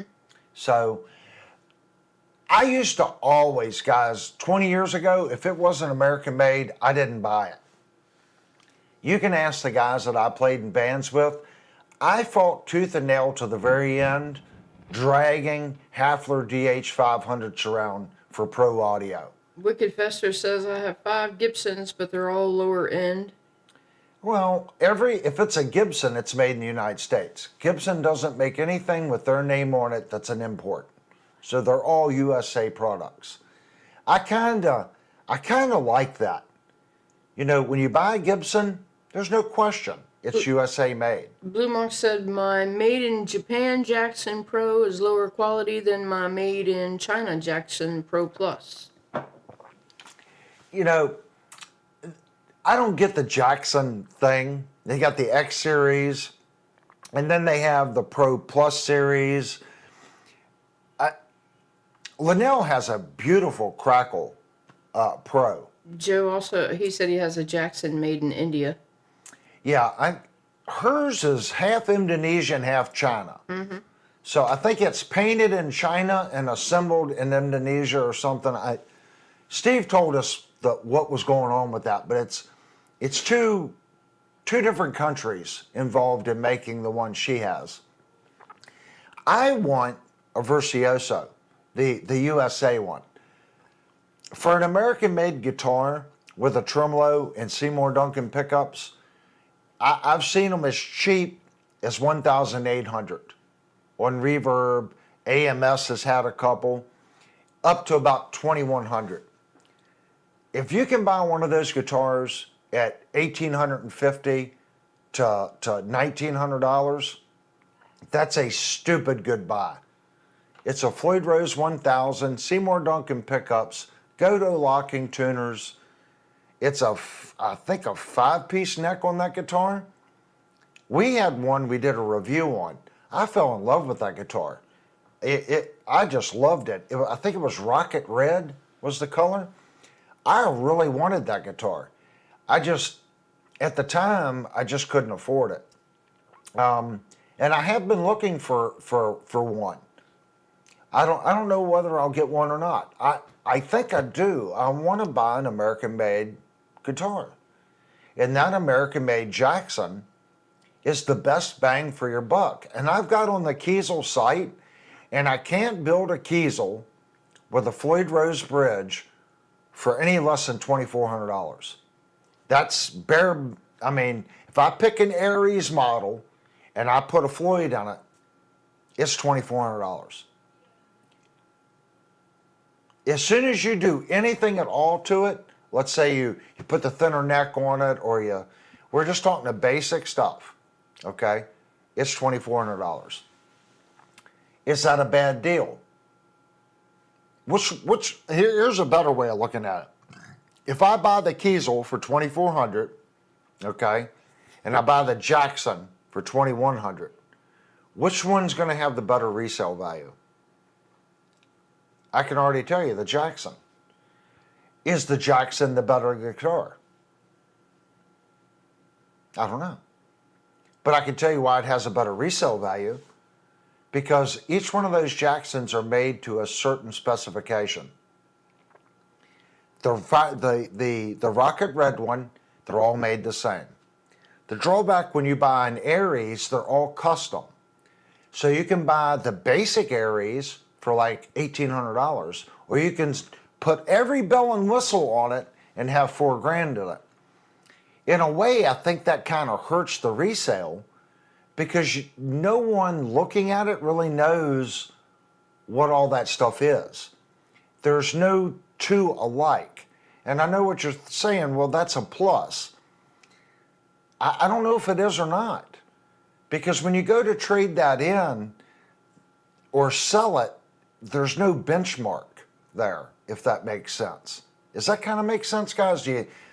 There's no benchmark on what that guitar should retail at. So I think if you buy on the low end on the Kiesel, let's say the Aries, and you don't add a lot of junk to it, I think you're going to be safer than if you went in and did lumen laid dots and you put all this fancy paint on it, or the special inlays, and you spent extra for the glow in the dark Kiesel logo, and you did all these little tiny things that added up to another $800.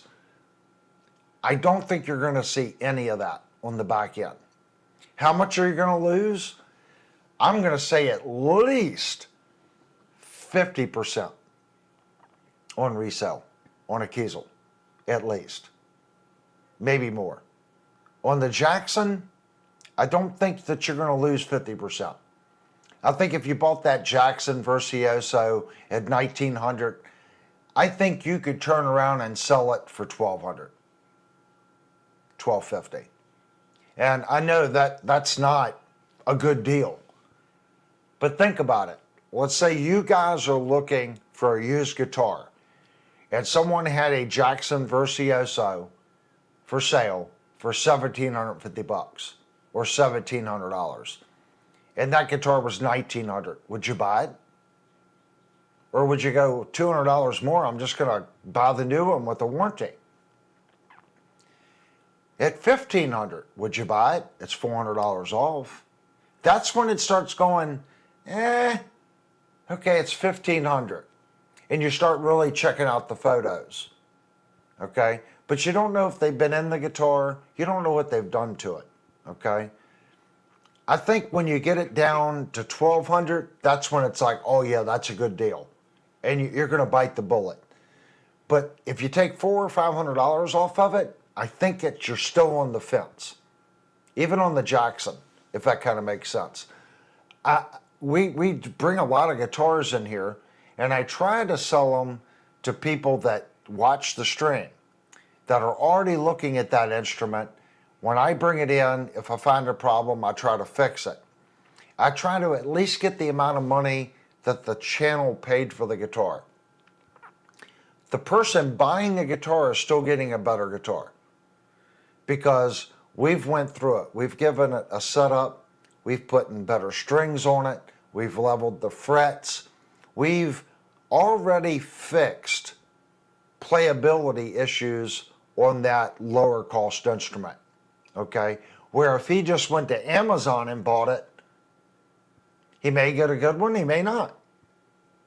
But if he buys it from us, he knows, okay, because we do videos on it. Avery has fixed the bridge, or he's fixed the output jack, or he's leveled the frets, he's polished the frets, he's given it a setup.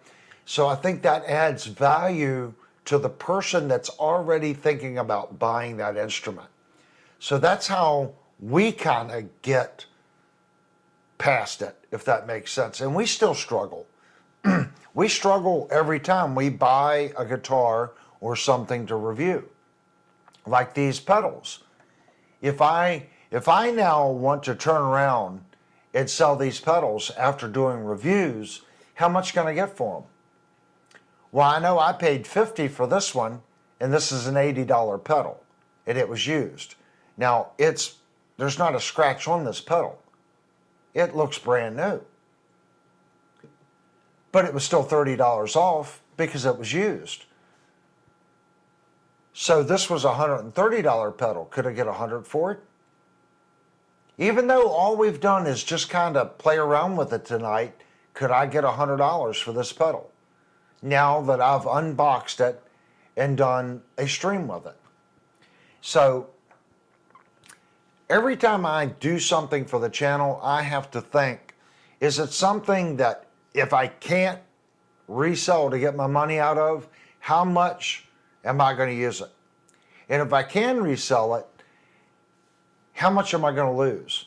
And how much is the video going to pay me over the next couple of years? Am I going to see that $20 or $30 loss back? So that's kind of what it makes it kind of hard. You know, it does. All right, I do want to go back through the sounds because, like I said, we want to go down and get Devastator's Iceman. Let me go down and get that, guys. 1 second while I go down and grab an Iceman.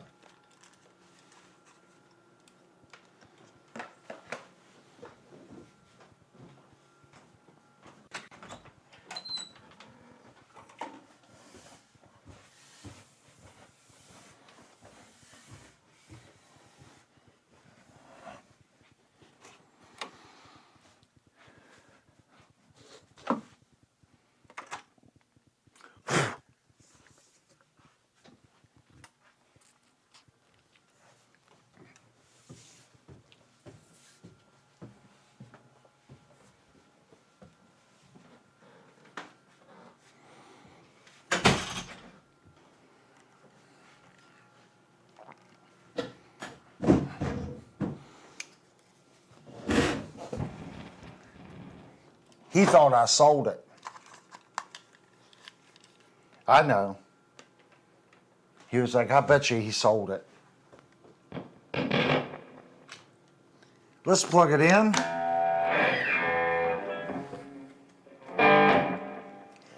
There it is. Let's give it a tune.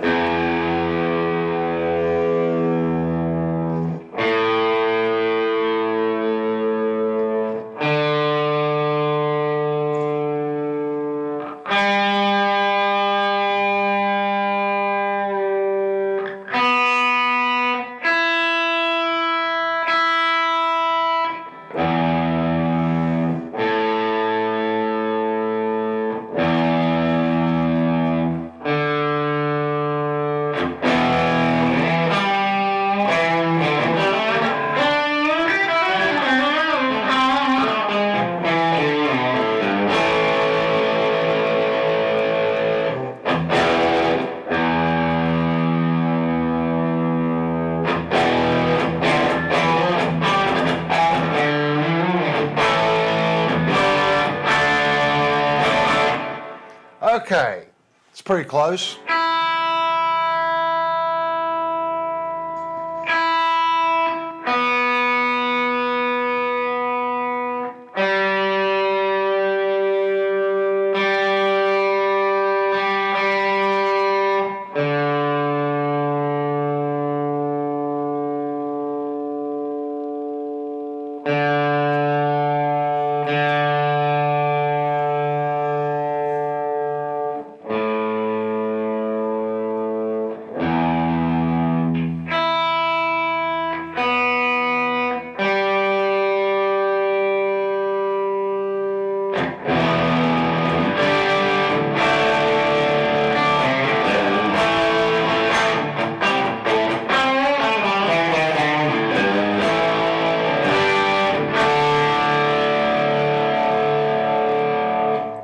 So this is in clean.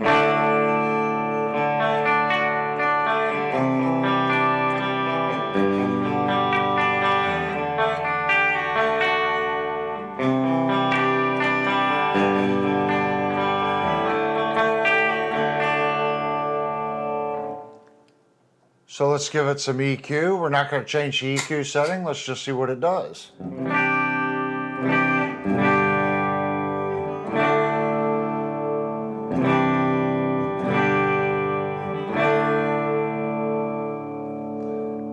Let's give it some distortion.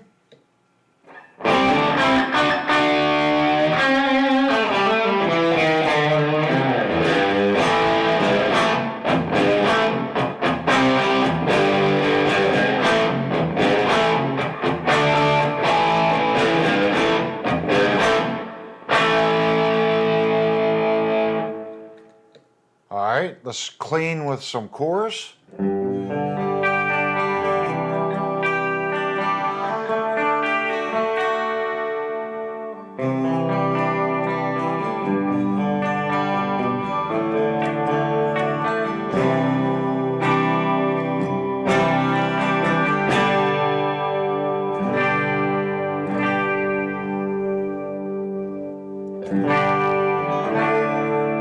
I like these pickups. This is the center position.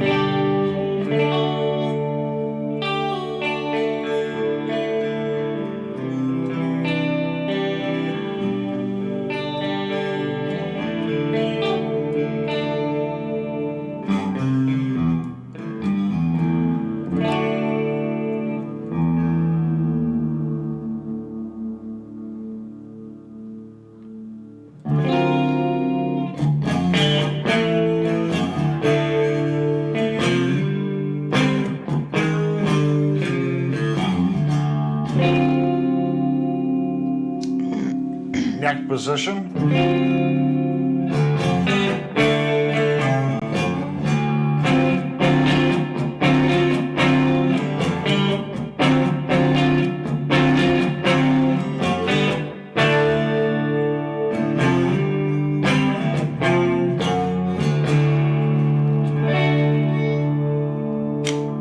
Bridge position.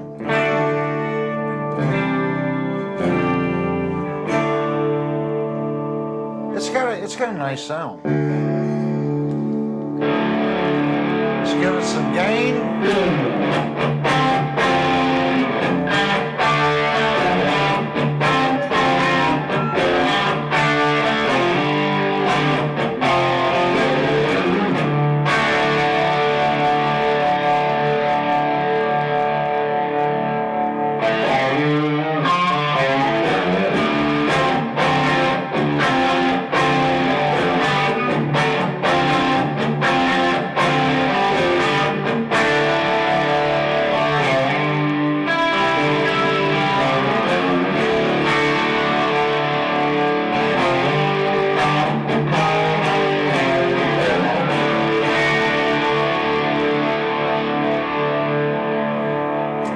That's the bridge position.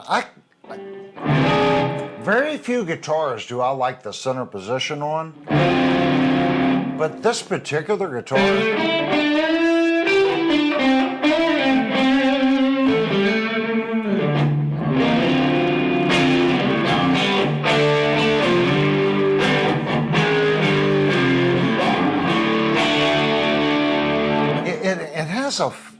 has a breakup in the center position. It's got like bottom end, but it's still got that smack.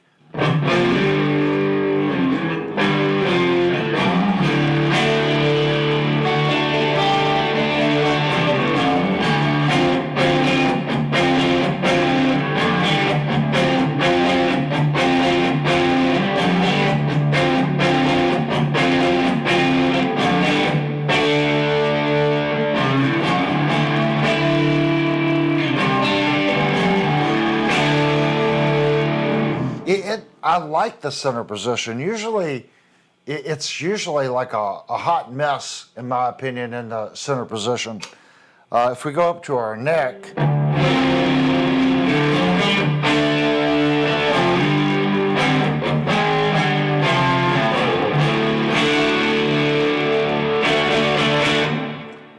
these are nice pickups. I like the pickups. I think he said these were planet tone pickups.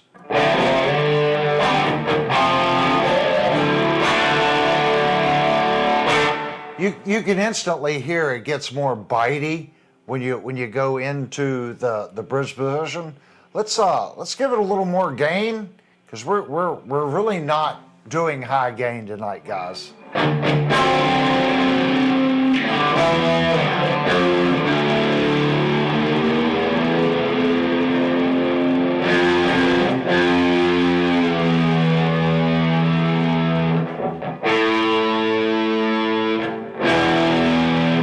So bridge position, I've got the gain. I'll show you where we have our gain right now. I've turned our gain up. We'll say 1 o'clock on the gain. You can see where our level is. You can see we got our chorus on. I'm going to take a little bit of that depth out. Take our rate down a little bit. Let's try that.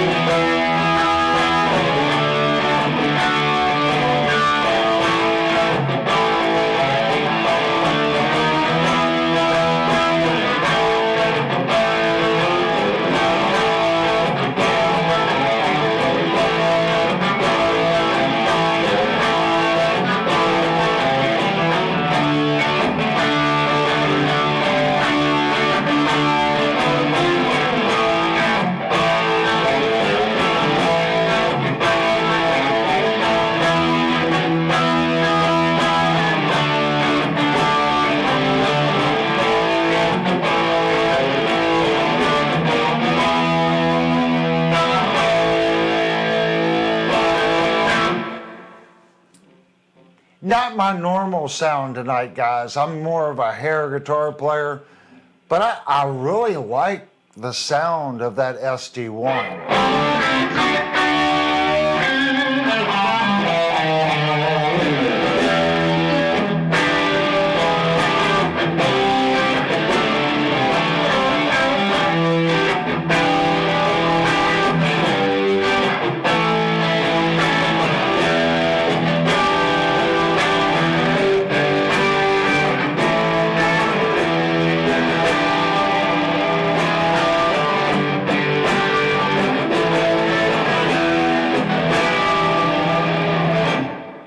Beretta Vandy said, I want to see him play I Was Made for Loving You and sing Paul's parts. I only know we did 2 Kiss songs back in the day, and I couldn't tell you which ones they were. if that makes sense. One of the advantages to me on YouTube is I don't really play a lot of other people's music. And the music that I did play, it was in bands. So it kind of gave me a unique style because it didn't really, I wasn't overly influenced by playing other people's music other than what the band played, if that makes any sense. And in another way, I think it kind of hurt me because there's certain things that I learned now. It's like, oh, that's how that was done. Because I didn't learn this riff or that riff.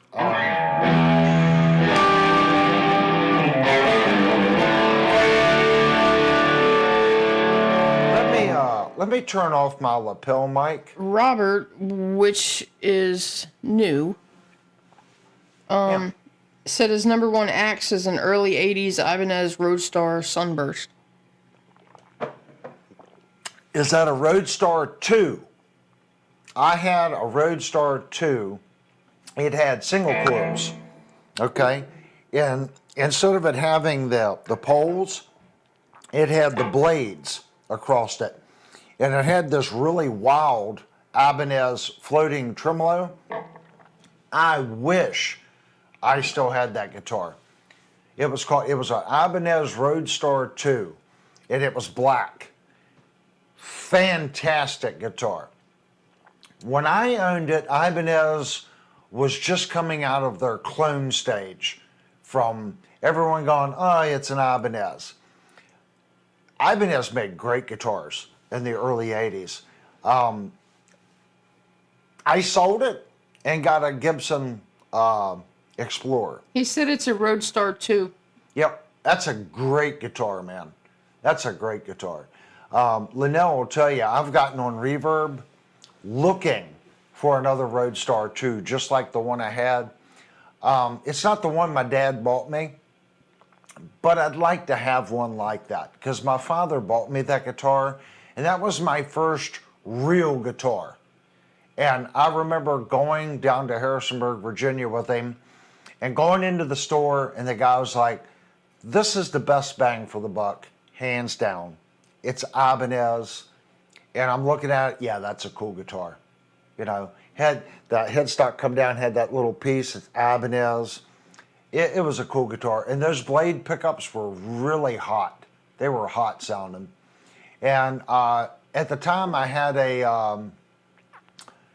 he got me that guitar, and he bought me a Fender Twin Reverb amplifier. It was a 70 or 70, it was either a 69, 70, or 71. I can't remember which one it was. Don't have any of them anymore. I ended up selling the amplifier, the Ibanez, and the Gibson Explorer all within 1 year. And that was my journey down my hairband music days. I bought my Nitro PV, bought a PV Butcher head and cabinet, which I still have the cabinet, it's right there. And both guitars. I wish I had my Gibson Explorer back. It was a Kalamazoo custom shop guitar, and I wish I had that Ibanez back. Robert said he's had gems, but he connects with this one. Got it his junior year in high school, and he's 58. Ha! That's it, man. That's what I tell people about my Nitro. I don't want to refret it because I connect with it the way it is. And I don't want to sell it because of what I just said. I know I'll regret it. There's just so many, when you look at that guitar, man, you go, all the different experiences that you had playing it. You've owned it since high school. You could just look at it, and each time you look at it, you're going to remember something different, a night or a day or something with a friend. That's something that you can't part with, if that makes sense. I'm that way. I keep all my old rack mount equipment. There's just something about it. You know, I still play my rack over here. You know, I want to rearrange that. And I've got tons of equipment. There's so many different ways that I can hook it up and play with it. You know, once you own it, you own it. Try not to get rid of your stuff unless it's something that you're really not using and you don't think you're ever going to use again. And believe me, we've went through some stuff, but there's a couple guitars I'm just not getting rid of, and that's one that you need to keep. Brett of Andy said my red Nitro is my first real guitar and was given to me by my grandfather. Yeah, I got a red Nitro in here. It's active, and Linnell really likes that guitar. I really need to. You know. I need to take it downstairs and fix it. Yeah, you really do. You also need to.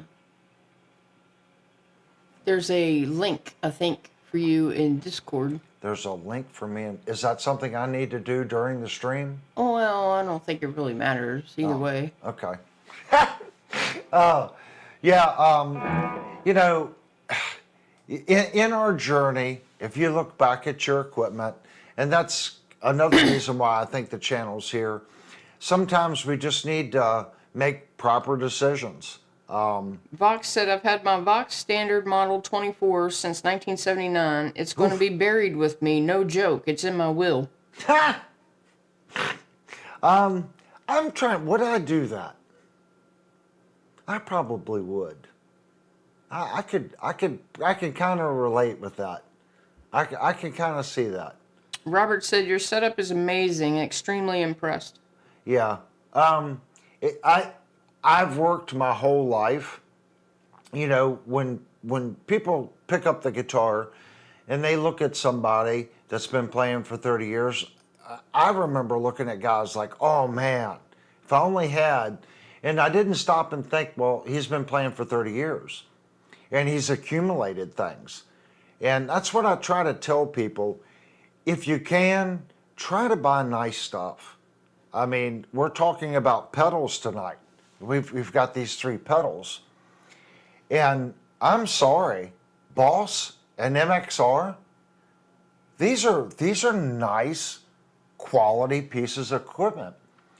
I have friends that bought Boss pedals and MXR pedals when I was a teenager, and they're still stomping on them. There's no paint left on them, and they're still stomping on them, and they still work. And then you stop and think about it. I remember paying $60 for a Boss pedal back when I was a teenager. It really hasn't went up that much. This one was $130. Okay, it's doubled in price in 35 years. Well, everything else has quadrupled in price. I mean, I bought a truck in, what was it, 93 F-150. It was a 4-wheel drive. Paid $13,500 for it. I mean, that's crazy. Now they're $70,000. So if you look at the ratio of increase, these new Boss pedals really haven't went up that much. That's not an excuse for Boss to double their prices, but when you consider what you get, it's a good product. You know, it's when you buy, and I'm going to qualify what I'm getting ready to say. When you buy modeling stuff, it's a computer, okay? When you're running things through your computer and there's no actual unit there, and you're downloading these plugins, do you own it? That's the thing. Like people, I'm not a Waves user, but I'm thinking about doing Waves for my wing rack. And right now, you technically, when you buy something, it's yours. But all this stuff is changing. All they have to do is make a change. It's all in the cloud. Then you can't use the plugin. If I buy this Boss Super Chorus, it doesn't matter what Boss does in the future. I got the pedal. I plug it in and it works. So I think there's an advantage to having that hardware and everything right in that box.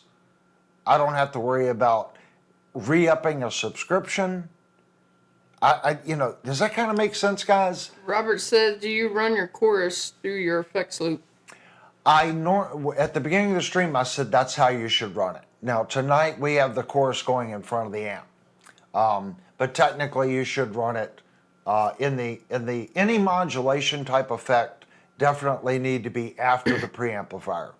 But we're proving it tonight. You can do it. Is that on? Yeah. So right now this is our sound. Now this chorus is pre-tube. It's going into the front side of the amp.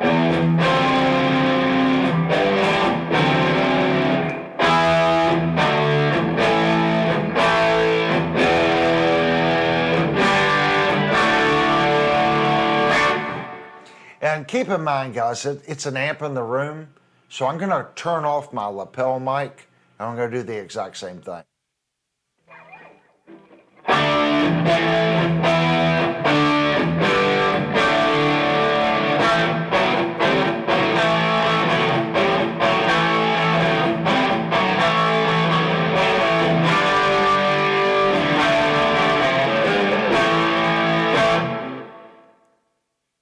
So I can't hear the difference, but I'm sure you guys can hear the difference. DMT said a good amp can make a bad guitar sound okay. 100%. I tell everyone this: if you have to pick, put your money in your amplifier. Really, I'm not saying what Devastator here did is bad. Okay, this is a relatively inexpensive guitar. He's put upgraded tuners on it and put nice pickups in it. What I'm saying is, let's say if you're looking at spending $2,000 on a guitar and you have a Katana, it's probably not the best investment, okay? Because you're really not going to get everything out of that guitar. You know, it would be much better for you to keep your $500 or $600 or $700 guitar and go out and really buy a nice amplifier. And whether it's a Sedano, a Friedman, a Diesel, you want to go modeling and you go Stadium, or you run Helix, or you do Quad Cortex, and you run that through a power driver, or you do an FRR, however way you want to do it. Put your money in your amplifier. And yes, 100%, you can take a $400 or $300 budget guitar, and it's going to sound good through it. It really will.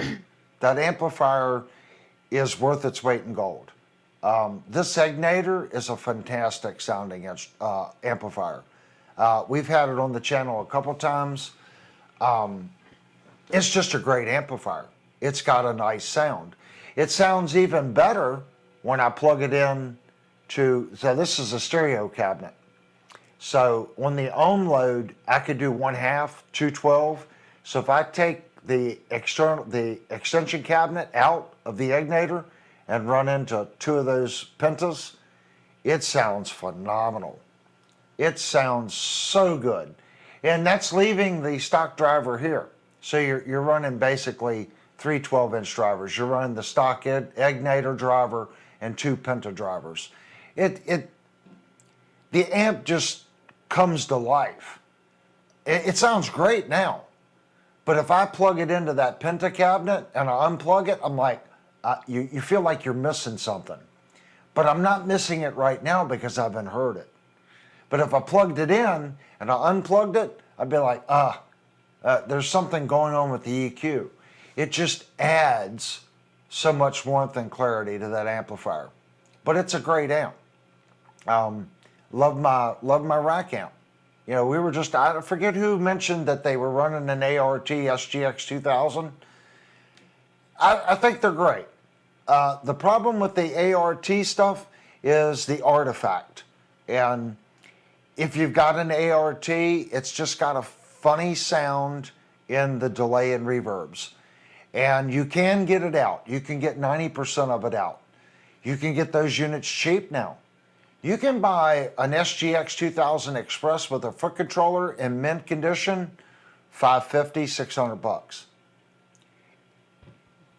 How can you say it's a bad piece of equipment? I bought mine in 91, 92, and it's still rock solid. I have two X15 foot controllers for it. They both still work. That means something to me. That means I bought a quality piece of gear. Has it held up the test of time? I think it has. If I take that rig, and we've done it on the stream, and I plug it into this little Boss, well, it's a NuX IR pedal, I go right into my interface. I'm sorry, that line 6 stomp doesn't sound as good as that rack amp that's 35 years old running 8 and 16-bit processing. It doesn't. You know, people go, they would watch my reviews, man, how are you getting that 80 sound? Well, I'm using the equipment that they used to get that sound. It worked for them. They were professional musicians. Still are professional musicians. You know, sometimes I think we get lost in wanting, oh, it's 24-bit, it's better. It's got more memory. It's whatever it may be. Sometimes that old sound that you're chasing, you're going to get it with the old equipment because that's how they got the sound. And it's a model of, you know, people are always saying, oh, well, I got a modeler. It's so much better than a tube amp. Well, what are you modeling? You're modeling a tube amp. You know, I'm not putting one way or the other down because in the last 2 months, me running my HX Stomp, I think I've got a really good sound in it. It makes me want to play it. So I feel that I have now gotten to the point where I have 1 or 2 sounds that I've programmed in a helix structure that I enjoy playing, and that sounds and feels like a tube amp. I'm good with that, okay? For me, it works better because it's already tied into my system. It's easier. It's easier for me. But that doesn't mean that I don't like plugging into my Egnator and stuff. I think people that sell off their equipment, you know, I'm not going to run tubes anymore, I'm going modelers. I think they're going to regret that in a couple years when they want to go back to a certain sound or they just need that something extra, you know. And even if it's a perception thing, and I said this before, how you perceive what it's doing affects how you play. Mm-hmm. So if it's not clicking with you when you're playing, you're not going to play as well. If it's doing everything that you want it to do and it's the right sound and you feel it under your fingers, you're going to play differently. And that's completely up to you. Whatever you find gets you to that point, then that's it. You know, if you go and you look at any professional artist, they're going to have different equipment. And they're probably using equipment that, 1, fits their budget, 2, doesn't break, and works for them. You're a professional, it needs to work. It needs to work for you, and it needs to give you the sound that you can make work. But every guy out there playing is going to be using different stuff. And it's just how they're manipulating it to make it work for them. And there are rules, but you can break them. You know, like we were saying earlier about putting the chorus in the effects loop.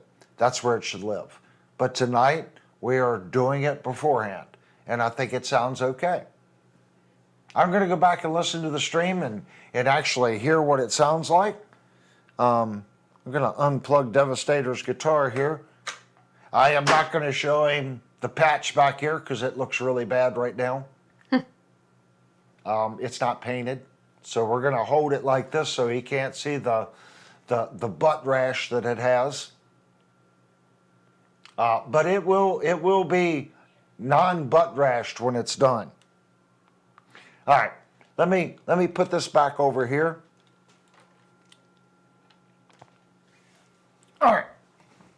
It has a butt rash, guys. I couldn't help it. It's called red oxide. I had to tape it off. See, it's the advantage of this little lapel thing. I could talk to you all in the other room, and it sounds like I'm right here. All right, I don't know what time it is, but we've definitely been streaming a long time tonight. Devastator said, "Thank you, Avery. I see it's alive. That's all I needed." No, man, it's just the summertime and my job gets crazy, and that's 100% what it's night and day difference. The wintertime, the job goes slower. I get home, it's just less busy, if that makes sense. So summer's always hard for me. It really is. So I really appreciate your patience. And Trucker Bob, if you're still in here, we're getting your neck straight. I know it's taken some time, but you know I told you that when you dropped it off. Summer's hard for us here. It really is. It's hard for me to get things done in the summer with my job. But I want to thank everybody for coming in and checking out this stream. If you haven't hit the subscribe button, please go down, hit the subscribe button. We're trying to be a different kind of channel that you can come on here and not get BS. I mean, what we're doing tonight, there's the amp, okay? There's the pedals that we used. The microphones are right in front of the amp. One SA, it's an inexpensive mic. It's a $60 SA mic. Well, it's a $100 SA mic. And a $130 SM57 beta. I mean, the 57 is kind of like the industry standard, and I'm getting a little color out of the SA. That's a nice trick. If you're micing off your amp, put two mics in front of it. And I can already tell you, I did not do any magic blending with the two mics. I had them exactly at the same volume. So you can get the amp to sound a little better just by blending one more than the other and going over and changing the position of your microphone. We didn't do any of that. We set the mics in front of it, approximation, used some pedals. That's the sound we got. I think it worked out pretty good. I'm going to build a little mini pedal board for that amp. I'm going to get a little isolated power supply. And I think since that amp already has reverb, I'm not going to worry about a reverb. So I think if I was going to do some like Van Halen stuff, I think I want a phaser, some kind of phaser pedal. And since this is a standard drive, I do have one other pedal, okay? When I was running the Black Star, I used to run this pedal. It's a little delay pedal, okay? So I think pretty much right here, I got what I need for a nice little pedal board, okay? That's pretty much, that'll be a nice little pedal board, okay? I think that'll work. And get me a little ISO brick. I've got chorus, I've got some delay, I've got my boost pedal, and I've got reverb. So if you guys have a suggestion on what else you would add to this little setup, you know, leave me a comment. I mean, maybe a phaser, I get it. Maybe a phaser in it. And I think you could really do a lot with that. I think that would be a nice, compact little pedal board for your amplifier. So a phaser, I think, is like $120, and an ISO brick, 1, 2, 3, 4, and a tuner pedal, 5. Yeah, probably $110 for the little mini ISO brick. So you know, that's still a lot. If you calculate how much you'd have in the board, you're probably going to have close to $750 in that pedal board. But I think it would be a solid pedal board. But if you guys have any suggestions on what else, I just saw wah. Yeah, I mean, I got a Morley wallet, volume pedal right there, so I could actually put that on the board too. I Well, don't have a wah. Robert has he said he loves his EVH wah. Yeah, I think I would just stick with a crybaby. Yeah, maybe that's pretty industry standard. I do like the Morley. I had this Morley volume and the Morley wah.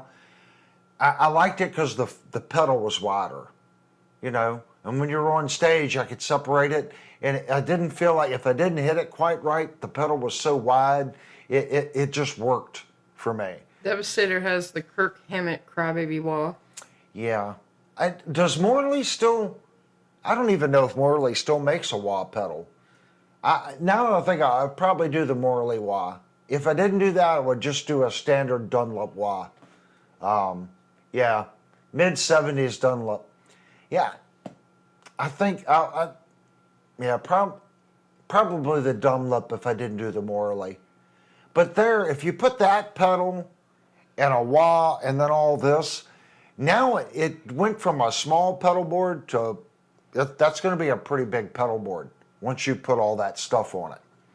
So, any suggestions would be nice if you guys could come back and put in there and tell me what you think. I think a phaser would be good. I think a phaser, maybe a flanger. Tell me which one you think would work better, phaser, flanger.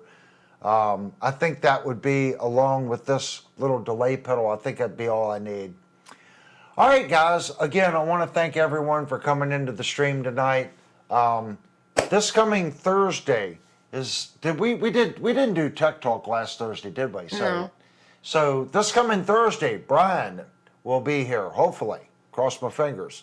And we're going to do Tech Talk.